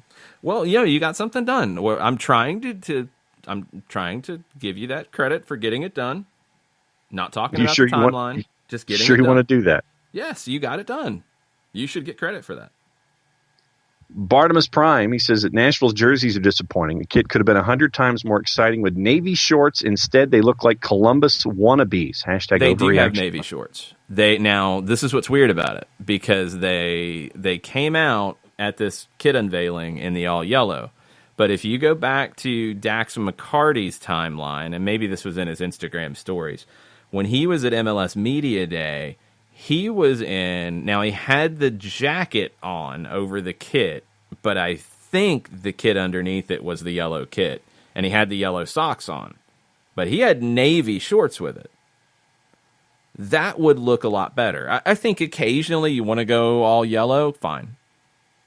That's fine. But I think as a primary, it would look better, the yellow, the navy, the yellow. You're going to look like Sweden. That's okay. But I think that's going to look better. I don't know why they chose to come out in the all yellow here. That would be more of an alternative look for me for it. Like, that wouldn't be my normal pairing with the yellow shirt. I don't know. There was a lot of anger and yelling and rabble-rousing about the Nashville kit announcement, because I think any team that's going to release any kit pretty much anywhere at this point. Oh, yeah, you're going to get blowback. People are going to complain about it because that's the number one default reaction to everything. I kind of like the shade of yellow. I think a lot of people had an issue with that. I don't hate the all yellow. It's fine. I think the navy's better. I think the navy should be worn more than the all yellow, but yeah, they should wear the all yellow occasionally. Wear it against Columbus and make them have to change because you want to be that team and be jerks about it. Fine. I think it's okay. It didn't blow me away like, oh wow, it's the greatest kit ever. I think it's fine. I think the yellow is a strong color to go with and build your brand around. I think it's fine. It's not the greatest, but it's not horrible. It's fine. Patrick Delaney Fender at X_FenderX. He says, I think we need to replace Nagbe, and I heard Columbus has a talented new midfielder named Nagbe. What are the chances of this happening? P.S. I just missed Nagbe. #Overreaction Monday. Oh, #Nagbe replacement. This is one reason I'll be glad when the season starts. Because everybody is really been out of shape about it when there was a lot of times that it felt like people didn't fully appreciate Darlington Nagbe when he was here. So it's a funny thing. I think Darlington Nagbe is a special player. I think he's also a very unique player. I don't think there's an easy replacement for Darlington Nagbe to get a like for like. I don't know if there are many of those in the world, period. But I do think you can replace his impact, and you can do it in different ways. And I think you can still be a very good midfield and make things work in a very effective way. And I think they have a group right now that can do that. I think Emerson Hyndman can give you a lot of the things that Darlington Nagbe gave you. Not all, but a lot. I think Eric Remedi can give you a lot of different things that Darlington Nagbe gave you. I think you have a lot of potential with this group to be fine as is. I also think that with Nagbe not in it, your personality in the midfield can be different. Maybe better, but definitely different. I think it's going to be okay. You know, I mean, let's be real. Portland went to MLS Cup the year after Darlington Nagbe left. Now, Atlanta went to MLS Cup and won it the year that he arrived. But Portland didn't fall apart when he left. They adapted. They changed. They made it work. I think Atlanta will do the same. Two thoughts that are somewhat soccer over there-ish, and I lumped them together. Okay. And probably we should ask at Nicolifi at SOC over there the same question when we have the show tonight. Jeremy York and our friends at Impact. #On Par Reaction Monday. Good morning, sirs. Has there ever been a team as dominant as Liverpool this season? Sure, they have arguably the best player in Salah, but it seems as though the whole team is on an A-plus level. My question, and this is from somebody who doesn't watch the Premier League game in, game out, every single match across the board. Is Liverpool the best team the Premier League has ever seen, or is this a weak season for the Premier League? Is it probably somewhere in between? Yeah, it typically is. I was going to say choice D, all the above. That's always the choice, because that's almost always what it is. But, you know, this feels like, just looking at it from last year, this is a Manchester City team that's not as good as they were last year. Leicester is starting to feel the effects of being where they are, and we wondered if that would happen. You know, none of the others have stepped up, like truly into that kind of level. Chelsea, Arsenal, Manchester United, Tottenham, all of them have had issues this year. So I feel like Liverpool has, at a minimum, maintained what was a great year last year, and the rest of the league has stepped back. Has Liverpool gotten better this year than they were last year? I think we'll know at the end. I think we'll know with how they do in Champions League. I mean, this worked out as good as it possibly could for them because they're not going to face the pressure down the stretch in the league. I mean, barring a catastrophe, which should not happen, they're fine. They got it. They don't have to sweat league matches. I think they would obviously love to continue what they're doing in the league and have the best ever league season for sure. But are they going to sacrifice the potential for a double, a repeat in Champions League, to do that, to have a record in the Premier League? think the title is theirs. Yeah. But are they going to sacrifice Champions League for a record? I don't think they will. Yeah. So they're in a great spot in that regard. I think we'll know if they're the best ever if they do that. If they do that, if they have the best ever Premier League season or right there, even if they drop some points here in the second half, if they have the best or right close to the best, and they win another Champions League, their second in a row, yeah, I think you could easily say that they are the best ever Premier League side. And one of the best ever first division English sides ever. It's hard to compare eras, but yeah, they'd be in that conversation. Katie Weaver jumped in this morning and added the Invincibles Arsenal team from 03-04 as a part of that discussion. They're in it, but they didn't win Champions League. And that's what can put it over the top. Also, I mean, they don't have the points total either because you had more draws with that group. I don't have the 12. record in front of me, but yeah, 12 26-0 and 12. Yeah, I mean, and what's Liverpool at right now? Not that. One draw? Yeah. So the Manchester United game. Yeah, I mean, that's it. Now, I mean, yesterday, like, they had a goal called back, which I think was correct. I think there's been a lot of discussion about this and saying De Gea went down easily or De Gea was overreacting or whatever. I think when you look back at it, like, he makes contact with his arm. Yeah, it's not this horrendous thing, this dirty thing. I mean, it's just Van Dijk went up and made contact with De Gea's arm when he's trying to grab the ball. It's a foul. It should have been called a foul when it happened. Now, when you get into the technicalities of VAR and attacking phase of play and all those sorts of things, then it's a different level of conversation. I feel like it's a bit of a stretch. It should have been called. Like, they ultimately got it right, even if they didn't necessarily get there in the cleanest way, because the attacking phase of play conversation can definitely come up here, and the inability of clearly defining that. But I think it was a foul. The offside was offside, and I think that was handled correctly. So, you know, you got a goal off the set piece, and you got one at the end when everybody was pushed up. Took care of business.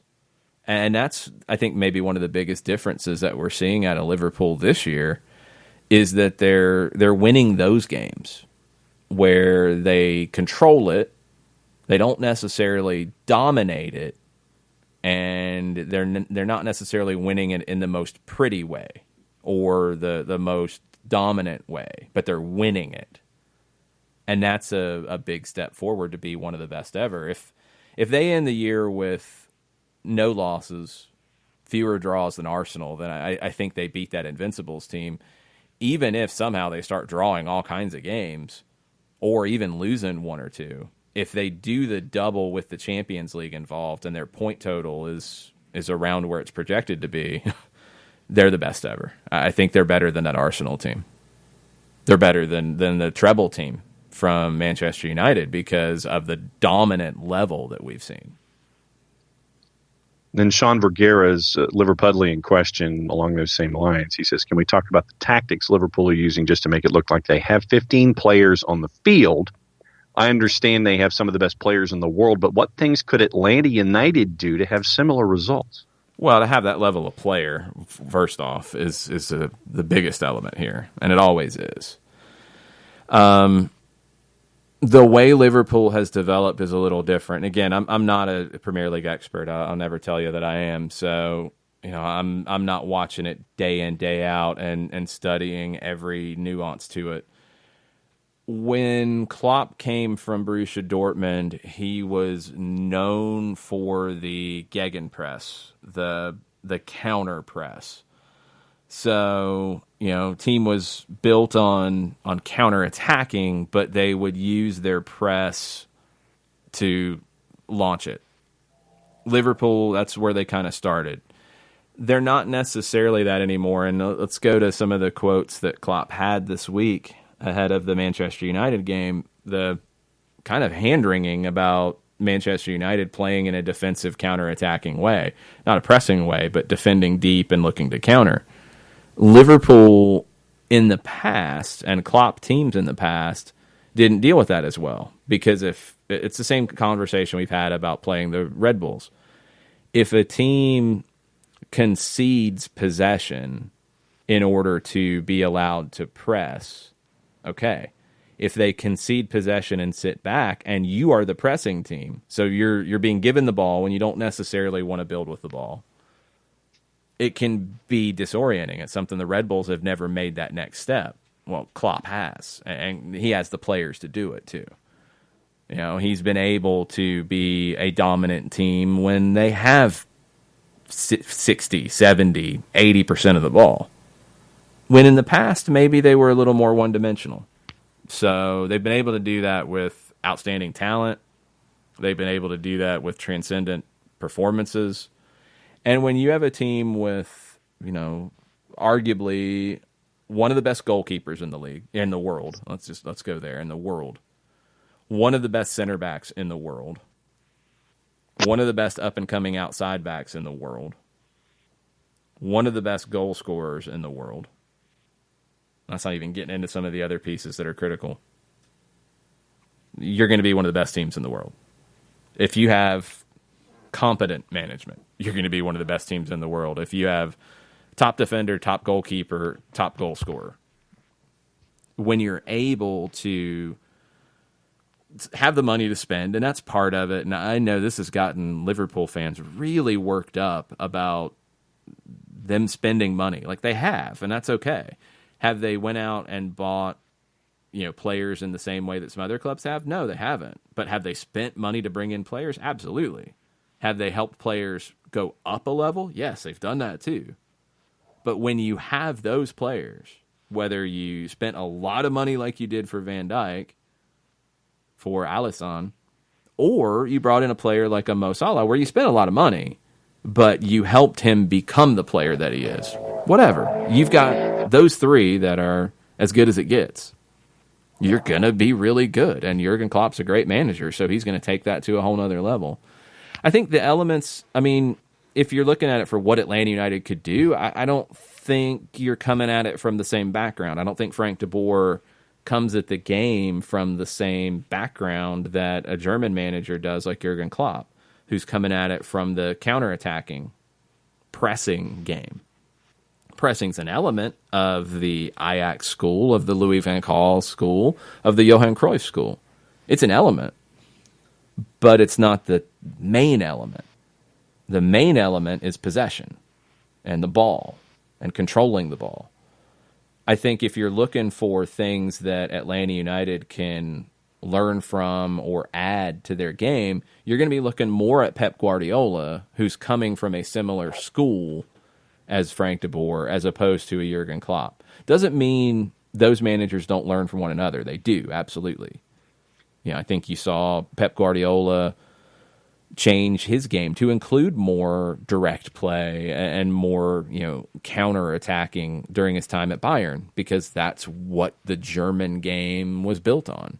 And Bayern was no major exception to that, although they weren't necessarily that team all the time. He was able to add those elements into what fit into his way of thinking about the game.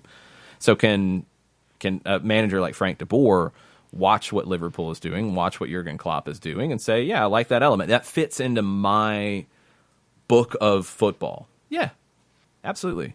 But that book is going to be more based on Johan Cruyff, Pep Guardiola, Louis van Gaal, Rinus Michels, the Dutch system, the Ajax system, the Barcelona system, as opposed to the Borussia Dortmund newer German counterattacking system. So that's what I would tell Sean is, if you're looking for who you're going to learn from more, it's going to be more from the Pep Guardiola school than the Jurgen Klopp school. And that's not saying one's better than the other. It's just more about background. Shiva also asks, didn't we lose Nagby due to injury for a couple of months in 2018 and still did well? Yes. Shiva says, you're right, Jason. We just need the season to start so we can see a couple of games. Yeah, that's where we're at. You need to see games. I mean, and we've said this many times, if you had a game tomorrow, you could play 3-5-2 with this group, you could play 3-4-3 with this group, you could play 4-3-3 with this group, you could play 4-4-2 with this group.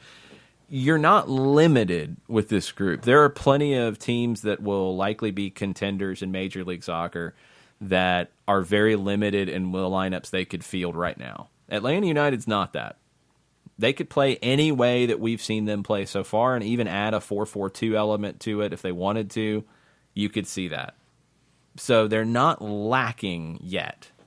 They can get better, but they're not lacking. They're okay. And I think you have a team that has the ability to see a Brooks Lennon play better than he did in 2019. And Emerson Hyndman, over a full course of a season, can be better. Eric Remedi can be more 2018 Eric Remedi as opposed to 2019. Mo Adams can live up to the potential that I've thought he had from day one in Chicago, and Chicago gave up on him, and I never understood that. Could be Atlanta's game. Pity Martinez, here from day one, more comfortable in the league. You would expect that he can be even more impactful than he was at the end of last season. Ezequiel Barco, you would hope that he can be as impactful as he was in the first half of the season last year. Tito Villalba, if he's fully healthy, you can look to 2017 for how effective he can be. Luis Fernando, Lagos Kunga, George Campbell, Anton Walks, Edgar Castillo, all guys who have the potential to contribute in different ways this season. So it's a good group as it is. There's potential for it to be better, and I think there will ultimately be room for it to be better. And it's just going to be when that happens and how that happens. KFC this morning on an Overreaction Monday had an on par reaction from a Loons fan I saw in Central Florida who gave an exasperated when someone with me who just saw the color scheme asked, was that Montreal? After I complimented his nice Minnesota United shirt this weekend. Oh, yeah, that's the Minnesota shirt should not be looking like a Montreal shirt, first off. So that's not good. And we have had a lot of folks commenting on the hat that they like the hat. So once again, if folks would like the hat, how do they get the hat? Well, you have the hats first off. So true. Right now, John has the hats, so you have to go stake him out. But they will be available tonight at the Brewhouse Cafe from 6 to 8 p.m. They are somewhat limited in quantity. Is that correct? Yes, we have a finite number at the moment. Yes, at the moment. I mean, reprints can happen if the demand is there, but yes, they are somewhat limited in quantity. So if you want one, come get it. First off, that's the number one way to get it the fastest. Second, if you want it shipped, shoot us a message. We can get money from you via PayPal, and we will figure out the shipping. That's going to be the thing. I know what the shipping is for a scarf. I don't know what it will be for a hat just yet. So that will require a trip, and we'll figure that out. We are caught up on the Twitters. What else is on your mind this morning? Bunch of stuff. Let's get into the signing of the Chicago Fire. Pretty cool little video to introduce Robert Berish, the forward from Saint Etienne, Slovenian international, designated player. Under contract for the next 2 seasons, club option for the third. 28 years old, 122 goals in his first-team career in more than 330 appearances, 2 goals and 25 caps for the Slovenian national team. Shy Sports Nation dug deeper on Beric and said that he's a player who's good in the air. He's a good finisher in the 18. You're going to need to feed him. You know, he's not a guy who's going to be scoring long-distance goals. He's not a connecting guy as much. He's going to be somewhat similar to what we've seen from them in the past with Nemanja Nikolic. So how do they handle that? You look at their team right now, Frankowski can be a winger who can provide service. Jordi Mihailovic, I think, is a good playmaker if he's going to end up being the number 10. Raheem Edwards, we'll have to see if he can live up to the full potential that he's always had. You're going to have to build a team around feeding him to get the most out of him. So if they do that, they'll be fine. And they have a lot of room to build a team because they have 17 players right now. So They got plenty of room. They can go add whoever they want to feed him, and they're going to need to do that because he's going to need that. Some interesting things going on with Cincinnati. So they have been after Gaston Pereiro, 24-year-old Uruguayan at PSV. They have been after him and after him and after him. They have agreed to the transfer fee with PSV. They've put a designated player contract in front of him. They gave him a deadline. They didn't get an answer. They extended the deadline another 24 hours, which would take you into today. Don't know when that 24 hours is up, but they really want to get this player, and they've basically put all their cards on the table, and it's down to Pereiro to make the decision. Be a huge addition. Be a huge get. You know, this is a player who's done very well in the Eredivisie. Young, too. I mean, you add a playmaker like this to Cincinnati, and then we're having a very different conversation about what Cincinnati can be in 2020. Got to get the deal done, and we'll see if it gets done. Ronny Deila has had NYCFC at the Florida Cup. They've played a couple of games. A lot of young players have played because it's just super early in preseason training. But Deila had a couple interesting quotes about what to look for. So he talked about the team and how it's pretty much the same team that's been together for a while. He said that's a big, big asset for the team and for me because then you can build on what's been there before. He said it's in the style of New York City to play from behind and create overloads, switch up play, crosses, and get players between the lines. In one, it's just to be even more clear, to get overloads from behind, to work with that.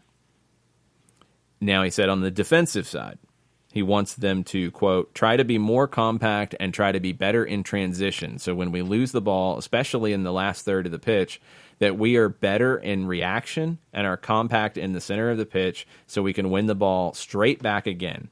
Defensively, the team was very, very good last year, but I think maybe conceded too much goals to take it to the next stage. And then big picture, he said the ambition, of course, is to win something. That's never happened in the club before, and nothing will make me more happy if we can do that. NYCFC is unique in this because they have the same group coming back, but they have a new manager. And taking these quotes, Deila comes in a somewhat similar position as Frank de Boer did for Atlanta, except you didn't lose your most impactful player and replace him with a player who can be very impactful, but in a different way. Replacing Miguel Almiron with Pity Martinez is a big difference, although you're still talking about two elite players. NYC doesn't have that, but they do have a new manager coming in. No two managers think the exact same. They just don't. Like we talked about when it came to Klopp and Pep and that discussion, managers are shaped by their experiences and their influences. And Deila's had different ones than Dome Tarrant did, and he had different ones than what Patrick Vieira did. So you're going to have differences.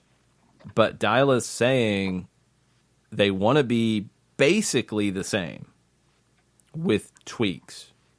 And with the same group of players, that's a lot easier to accomplish. So can they do that?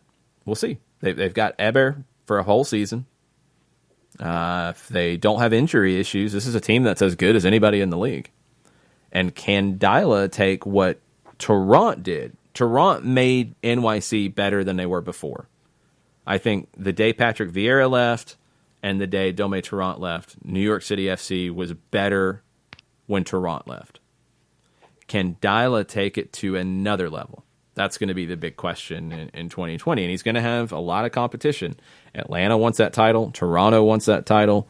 Columbus wants to get in this conversation. New England wants to get in this conversation. Miami wants to kick the door down and knock everybody over. So it's going to be difficult, but having that continuity and I think him having that understanding of what they are is really helpful. And that's going to be what he's going to lean on, I think, early on especially. If he can make them better defensively and not give up bad goals, yeah, they're an elite team. That was always the issue with them. On the rumor front, Philadelphia reportedly has acquired a Slovakian midfielder, Matej Oravec. He has mostly played defensive midfield, and that's where Philadelphia sees him. He's played a little in the back. He's played a little bit as a fullback. He spent, his time playing with Slovakian youth national teams. He's played a good bit as a professional, but he's 21 years old. You're going to have two young defensive midfielders in Philly if this goes down. You've got the Venezuelan that has come into this team, Jose Andres Martinez, a player that I think could end up stepping in and playing a good bit early on, although Philadelphia said maybe it'll take him a little bit of time. So if you have him and Oravec, then you're talking about two guys that maybe need some adjustment into the league and to get accustomed to it, which is that ideal? No, it's not. But maybe between the two, you can replace Harris Medunjanin, and one of them becomes a top guy. Hedging your bets a little bit, maybe, if you're Philadelphia. The one that got a lot of people talking here locally because of the relationship between Atlanta United and Aberdeen, Sam Cosgrove, linked by the Daily Record of Glasgow to the New York Red Bulls. Guy scoring goals for fun in the Scottish Premier League. Second consecutive double-digit goal season. He's got 17 goals last year, 11 so far this year. He's 23 years old. He would be in that Brian White mold, that a little bit of that Bradley Wright Phillips mold, except bigger. Would he be a great addition for the Red Bulls? Yeah, for sure. And a lot of people have asked about the relationship with Atlanta United. Look, he's not going to come in and come to Atlanta. I don't think that would make sense for him at this stage of his career. At 23, he doesn't need to come in as a backup, and he would be a backup to Joseph Martinez. So that part doesn't matter. But would Atlanta want to see him go to somewhere else as opposed to a conference rival? Probably. But Atlanta's not going to make Aberdeen do bad business or prevent them from losing out on transfer revenue if there aren't other offers. I think where I've come back to this is if there are other offers, and reportedly there have been. I think we've been talking about English League One and Championship teams have been linked to Cosgrove in this window. If there's another offer that is the same, I think you'd probably see him go elsewhere. If there's another offer that's close to whatever the Red Bulls would be offering, that's where maybe there's a bit of a push to have him go elsewhere and try to bring that offer up. If the Red Bulls offer is the only one or by far the biggest one, I don't think it's a good business to stand in the way of it. Even though it's going to potentially help a rival, I still don't think that's good business. It's not a good business practice. So that's what it comes down to for me when it comes to Cosgrove. I think maybe there's going to be better offers elsewhere. The Red Bulls have reportedly made some offers this offseason, and none of them have been strong enough. We'll see if there's anything to this one. Speaking of Aberdeen, Atlanta United announced the three U19 players heading over there, and that training stint started on Saturday. Jordan Matthews, Marzik Puckerin, goalkeeper, and Garrison Tubbs are going to be there January 18th through February 1st. And it wasn't said that they were going to train with Aberdeen's academy. They're going to train with Aberdeen. Can't play in matches, can't play in league matches, can't play in cup matches. If there's any kind of reserve matches or academy matches, then yeah, they could play. But they're going to get this opportunity to train. Matthews, Puckerin, and Tubbs have all committed to schools. They've committed to go to college. It doesn't mean they don't sign a pro contract. Tubbs and Matthews have both played in USL Championship. Puckerin's been on rosters, but he hasn't featured yet. I think maybe... I don't know who's further along between Matthews and Tubbs. Tubbs is a center back. Matthews is an outside back. We probably saw Tubbs a little bit more at the end of last season. Maybe he had a little bit more of an extended run where Matthews was more in and out. I think Matthews maybe is the little more polished player at this point, although we're probably splitting hairs. Tubbs maybe has the most potential of the group. So, and Puckerin we just haven't seen at a USL Championship level. So it's a great experience regardless of any of that. It could be something where these guys catch the eye of Aberdeen and there's a potential for them to go directly there. or do a deal where they sign a Atlanta United 2 contract and they're loaned. I don't know what the particulars of that you'd want to do to maximize things, but there could be a big potential for these guys to all sign pro contracts and maybe start their pro careers at Aberdeen, because I think it's interesting that this training stint ends the day after the transfer window closes. A couple of things going backwards. I just wanted to get your assessment of what you saw out of Garrison Tubbs when we got to see him with Atlanta United 2 last year as he's heading to this training stint at Aberdeen. Raw.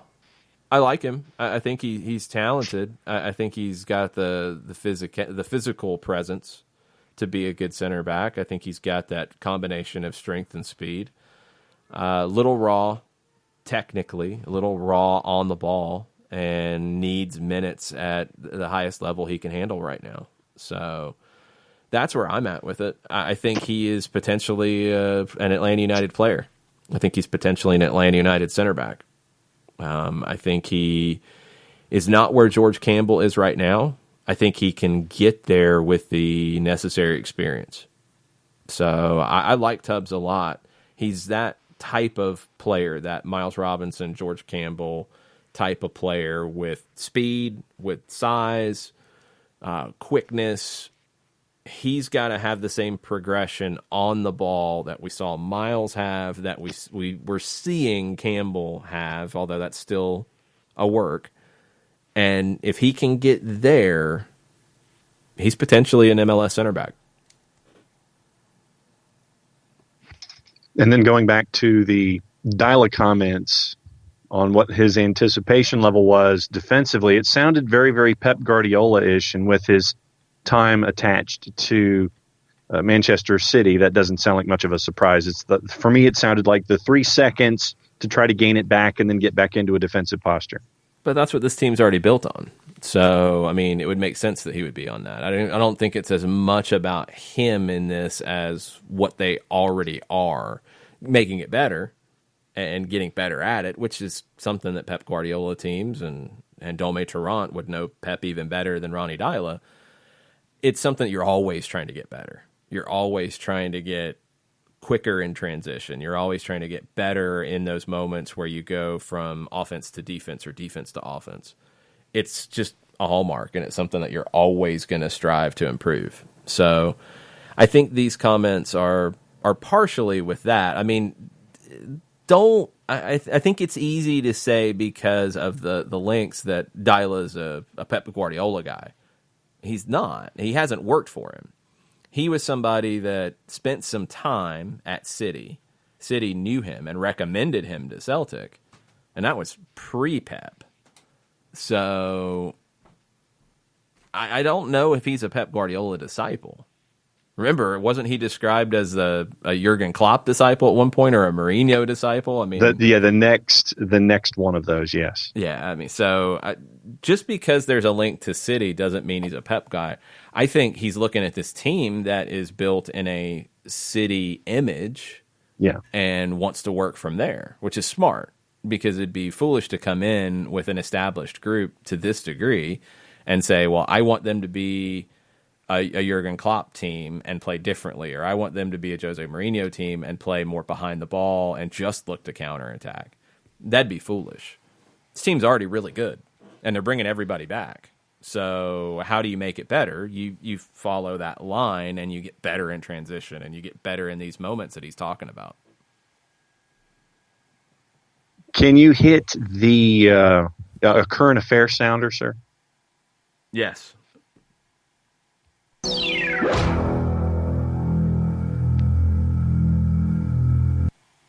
Update from Felipe Cardenas, at Felipe Car on Twitter, from at Union FC 800. He says, a minor update on the future of Arzamendia and Villasanti.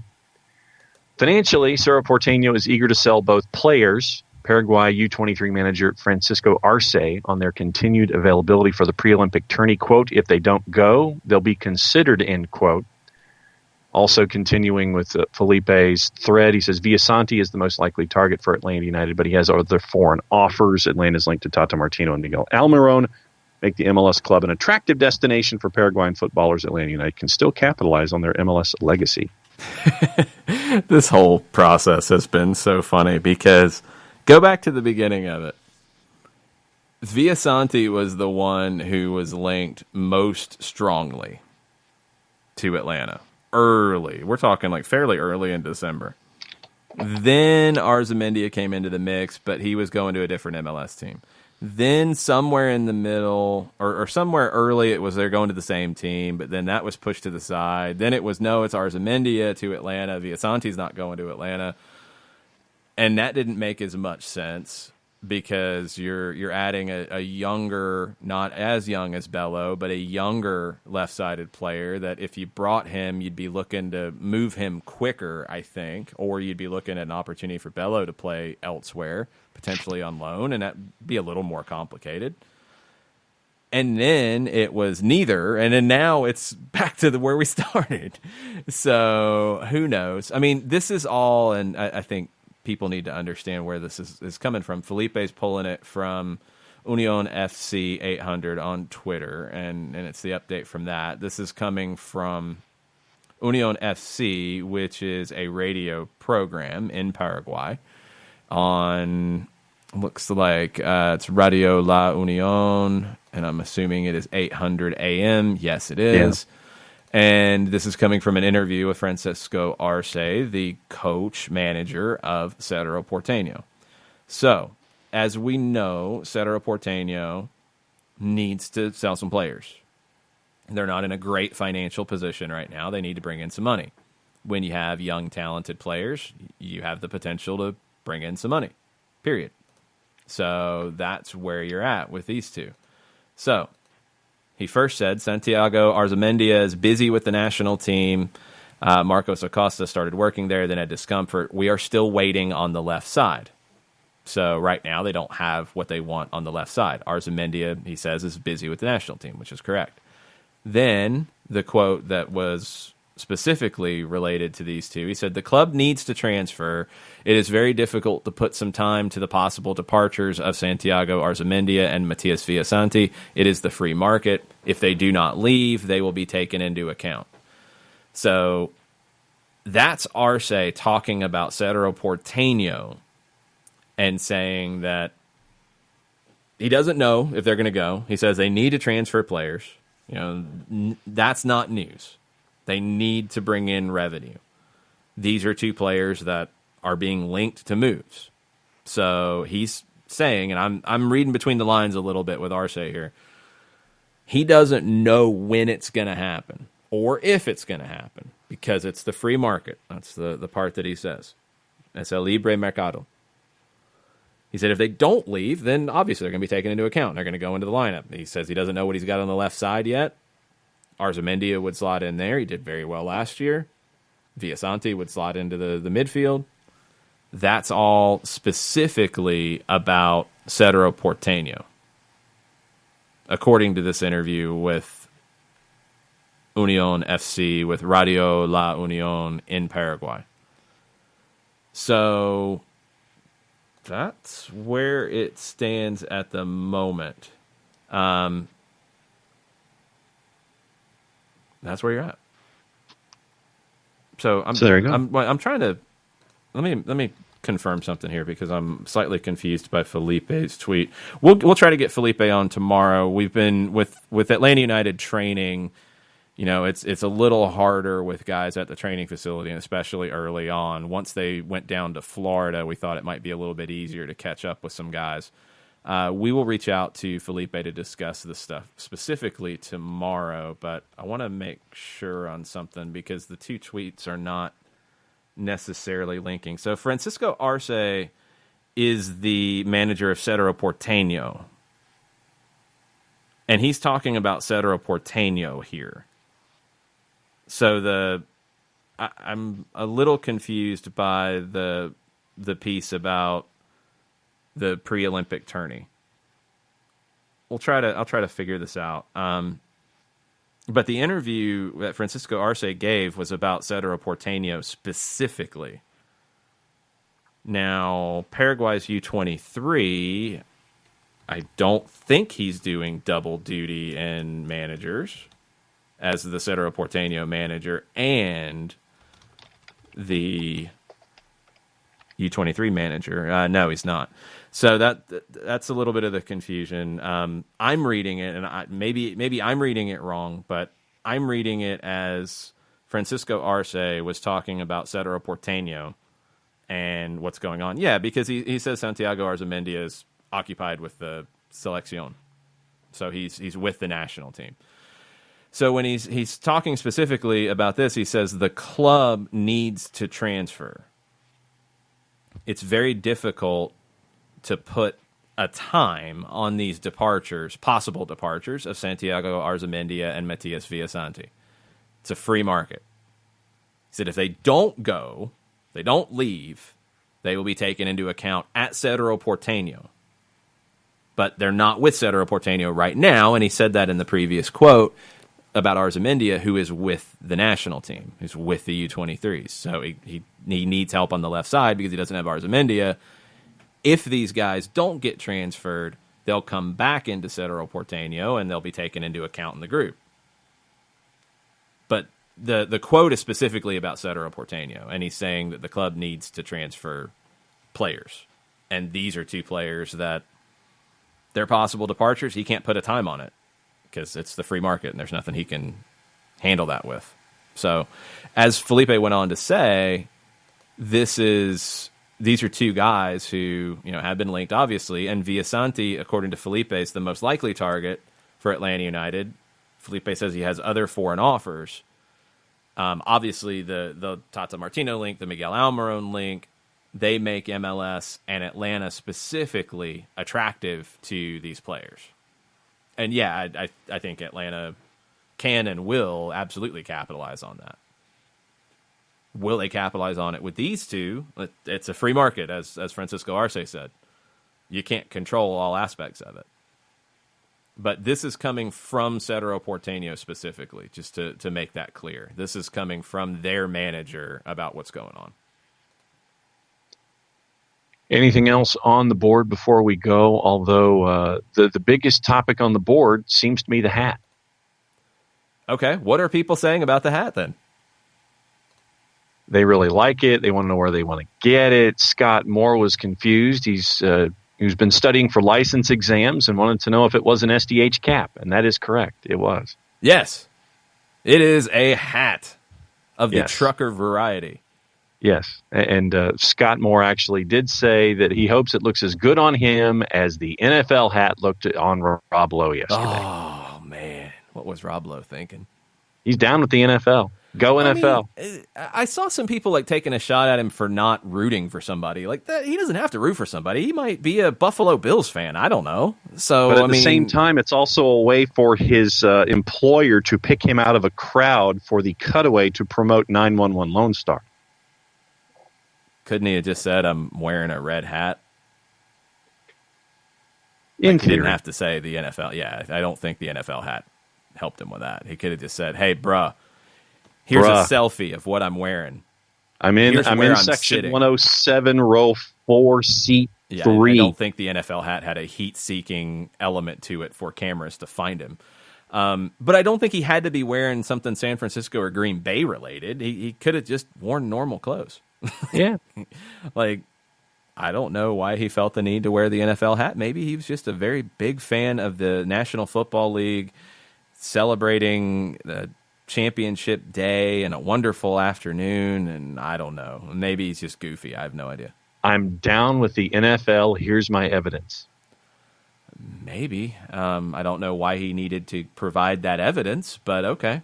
It was lame. I think it's also lame to wear, this is just me speaking, this is my opinion. If, let's say, Rob Lowe is a gigantic Buffalo Bills fan. I don't know why Buffalo came to mind, but fine. I don't think he is, but let's just play because along. They've made it to the last game of the year and never won it. No, that's not why I thought of them. That's the first thing that came to mind because it's so different than Green Bay or the 49ers, and they could not play in the NFC Championship game anyway. So, let's say he's that guy. It would be more lame to wear a Buffalo Bills hat at this game. That is even more lame than what he did, in my opinion. Like, why are you going to wear stuff from a team in that league that is not in that game? That's goofy. Just exactly. wear normal street clothes. You. Well, maybe he is a guy who wears NFL hats on a regular basis. I don't know. I'm going to assume not. It was goofy. It could have been worse, but it was goofy. Go NFL. No, that's the part, like, that's where people were saying, like, you have to root for somebody, because people were taking it to the next level, and I disagree with that. Now, I'm saying that some people were criticizing him for wearing an NFL hat and not something from the teams involved. If he's not a fan of the teams involved, don't. Yeah, I'm not saying you are. I'm saying that some people did, and that was a dumb argument. If he's not a fan of San Fran or Green Bay, don't wear their stuff. Exactly. And I guess he's just a huge NFL fan. So good for him. If he's happy, good for him, because that's all that matters. Because he probably had a really good seat to a game yesterday. There you go, going down the cynical road again. Maybe he just really liked how that hat fit on his head. Maybe it was really comfortable, and maybe somebody very important to him gave it to him. I'm going to not be cynical about it, and if he wants to do it, cool. I think it's goofy, and it looks goofy, but that's not my place to say it. If he's happy, good for Rob Lowe. Can you tell by the look on his face how happy he was? You took one shot of him, John. How long was he at the stadium? I'm not aware. He could have been trotted in just for that particular element. It's like, okay, we need you for the promo, so come into your seat. He could have been in a box.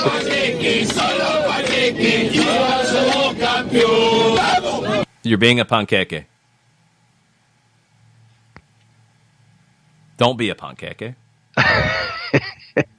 But yes, if you're a fan of another NFL team, why should you be compelled to put on a 49er or a Packer hat just because you're at a 49er Packer game if you're not a fan of either of those teams? No, you shouldn't be. That's stupid. And if you want to wear your NFL hat and you really like it, good for you. Rob Lowe probably can afford any hat he wants, and if he likes that one, good for him. I'm happy for him. He seemed to be in a good place yesterday. And maybe that one shot, he wasn't smiling and grinning, but last time I checked, people don't smile and grin for hours on end. So good for Rob Lowe. Let's stop being mean to Rob Lowe. Katie Weaver says she would 100% support Rashida Jones in an MLS league. See, that's the bigger thing, is if it's somebody that you really like who's wearing an MLS hat at an Atlanta United game because they're a fan of somebody else or they're just not an Atlanta United fan, you're going to be fine with it. This is all about people not liking Rob Lowe. That's my guess. Let the man be. So there you go. We're caught up on Twitter, sir. I mean, if he was wearing a Soccer Down Here hat, it'd be even better. But then that's a whole different thing. That'd be even better. So, maybe he doesn't like trucker hats, though. That's the thing. Don't put it on these people to do things that you want them to do. Let them do what they want to do. If he wants to be NFL man, cool. Rob Lowe. Yes. I'm happy for Rob Lowe wearing his nice NFL hat. Now, one more time before we go, since folks have been on the timeline wondering about the hats and the scarves and everything. All right, so what's the price point, sir? $25 for the hat.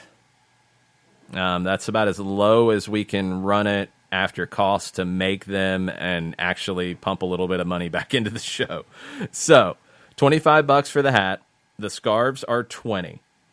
I've already had one request for somebody wanting one of each. I will have to get you a shipping cost in that scenario, and if you need a shipping cost for the hat, I will have that for you shortly. So we can handle that. We can handle that. If you want to avoid a shipping cost and actually come grab one, come out to the Brewhouse Cafe tonight, 6:00. We'll be there.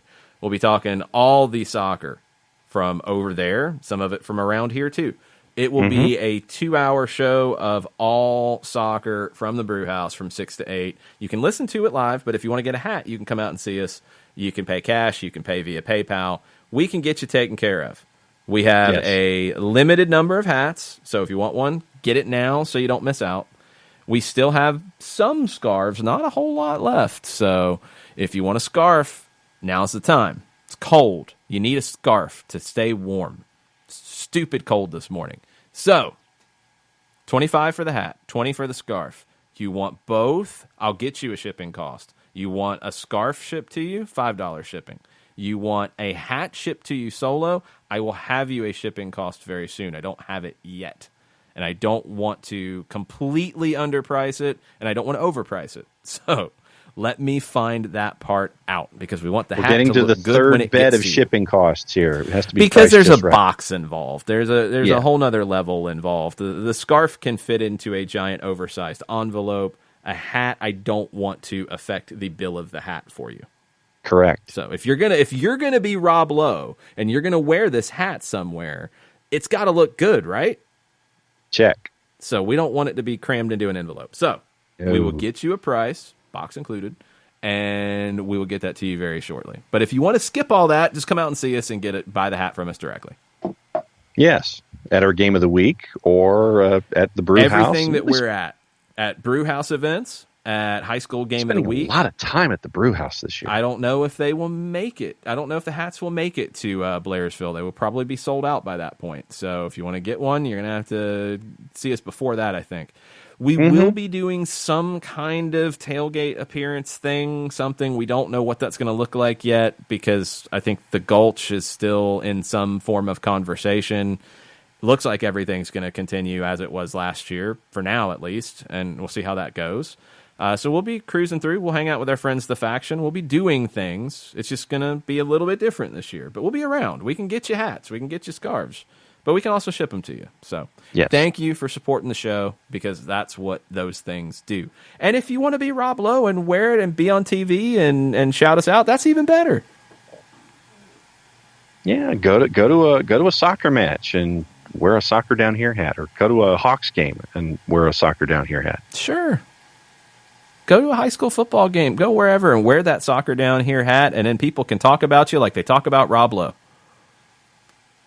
And go, why are you wearing a soccer hat at insert other sport here game, match, event, thing? Fixture. Something you going to make it? No. You've almost broken me multiple times today. All right. That's going to do it.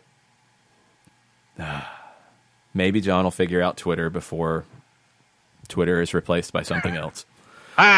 We'll find out. But I'll check my CompuServe email, sir. What's that? I'll check my CompuServe email about those guidelines. Yeah. We can get another AOL disk to get more minutes. Okay.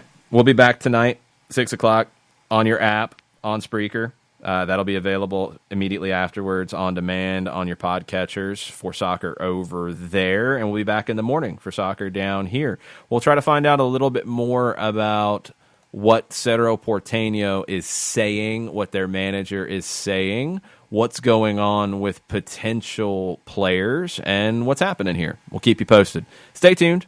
We'll be back later. Mucha plata, y'all. Mucha plata.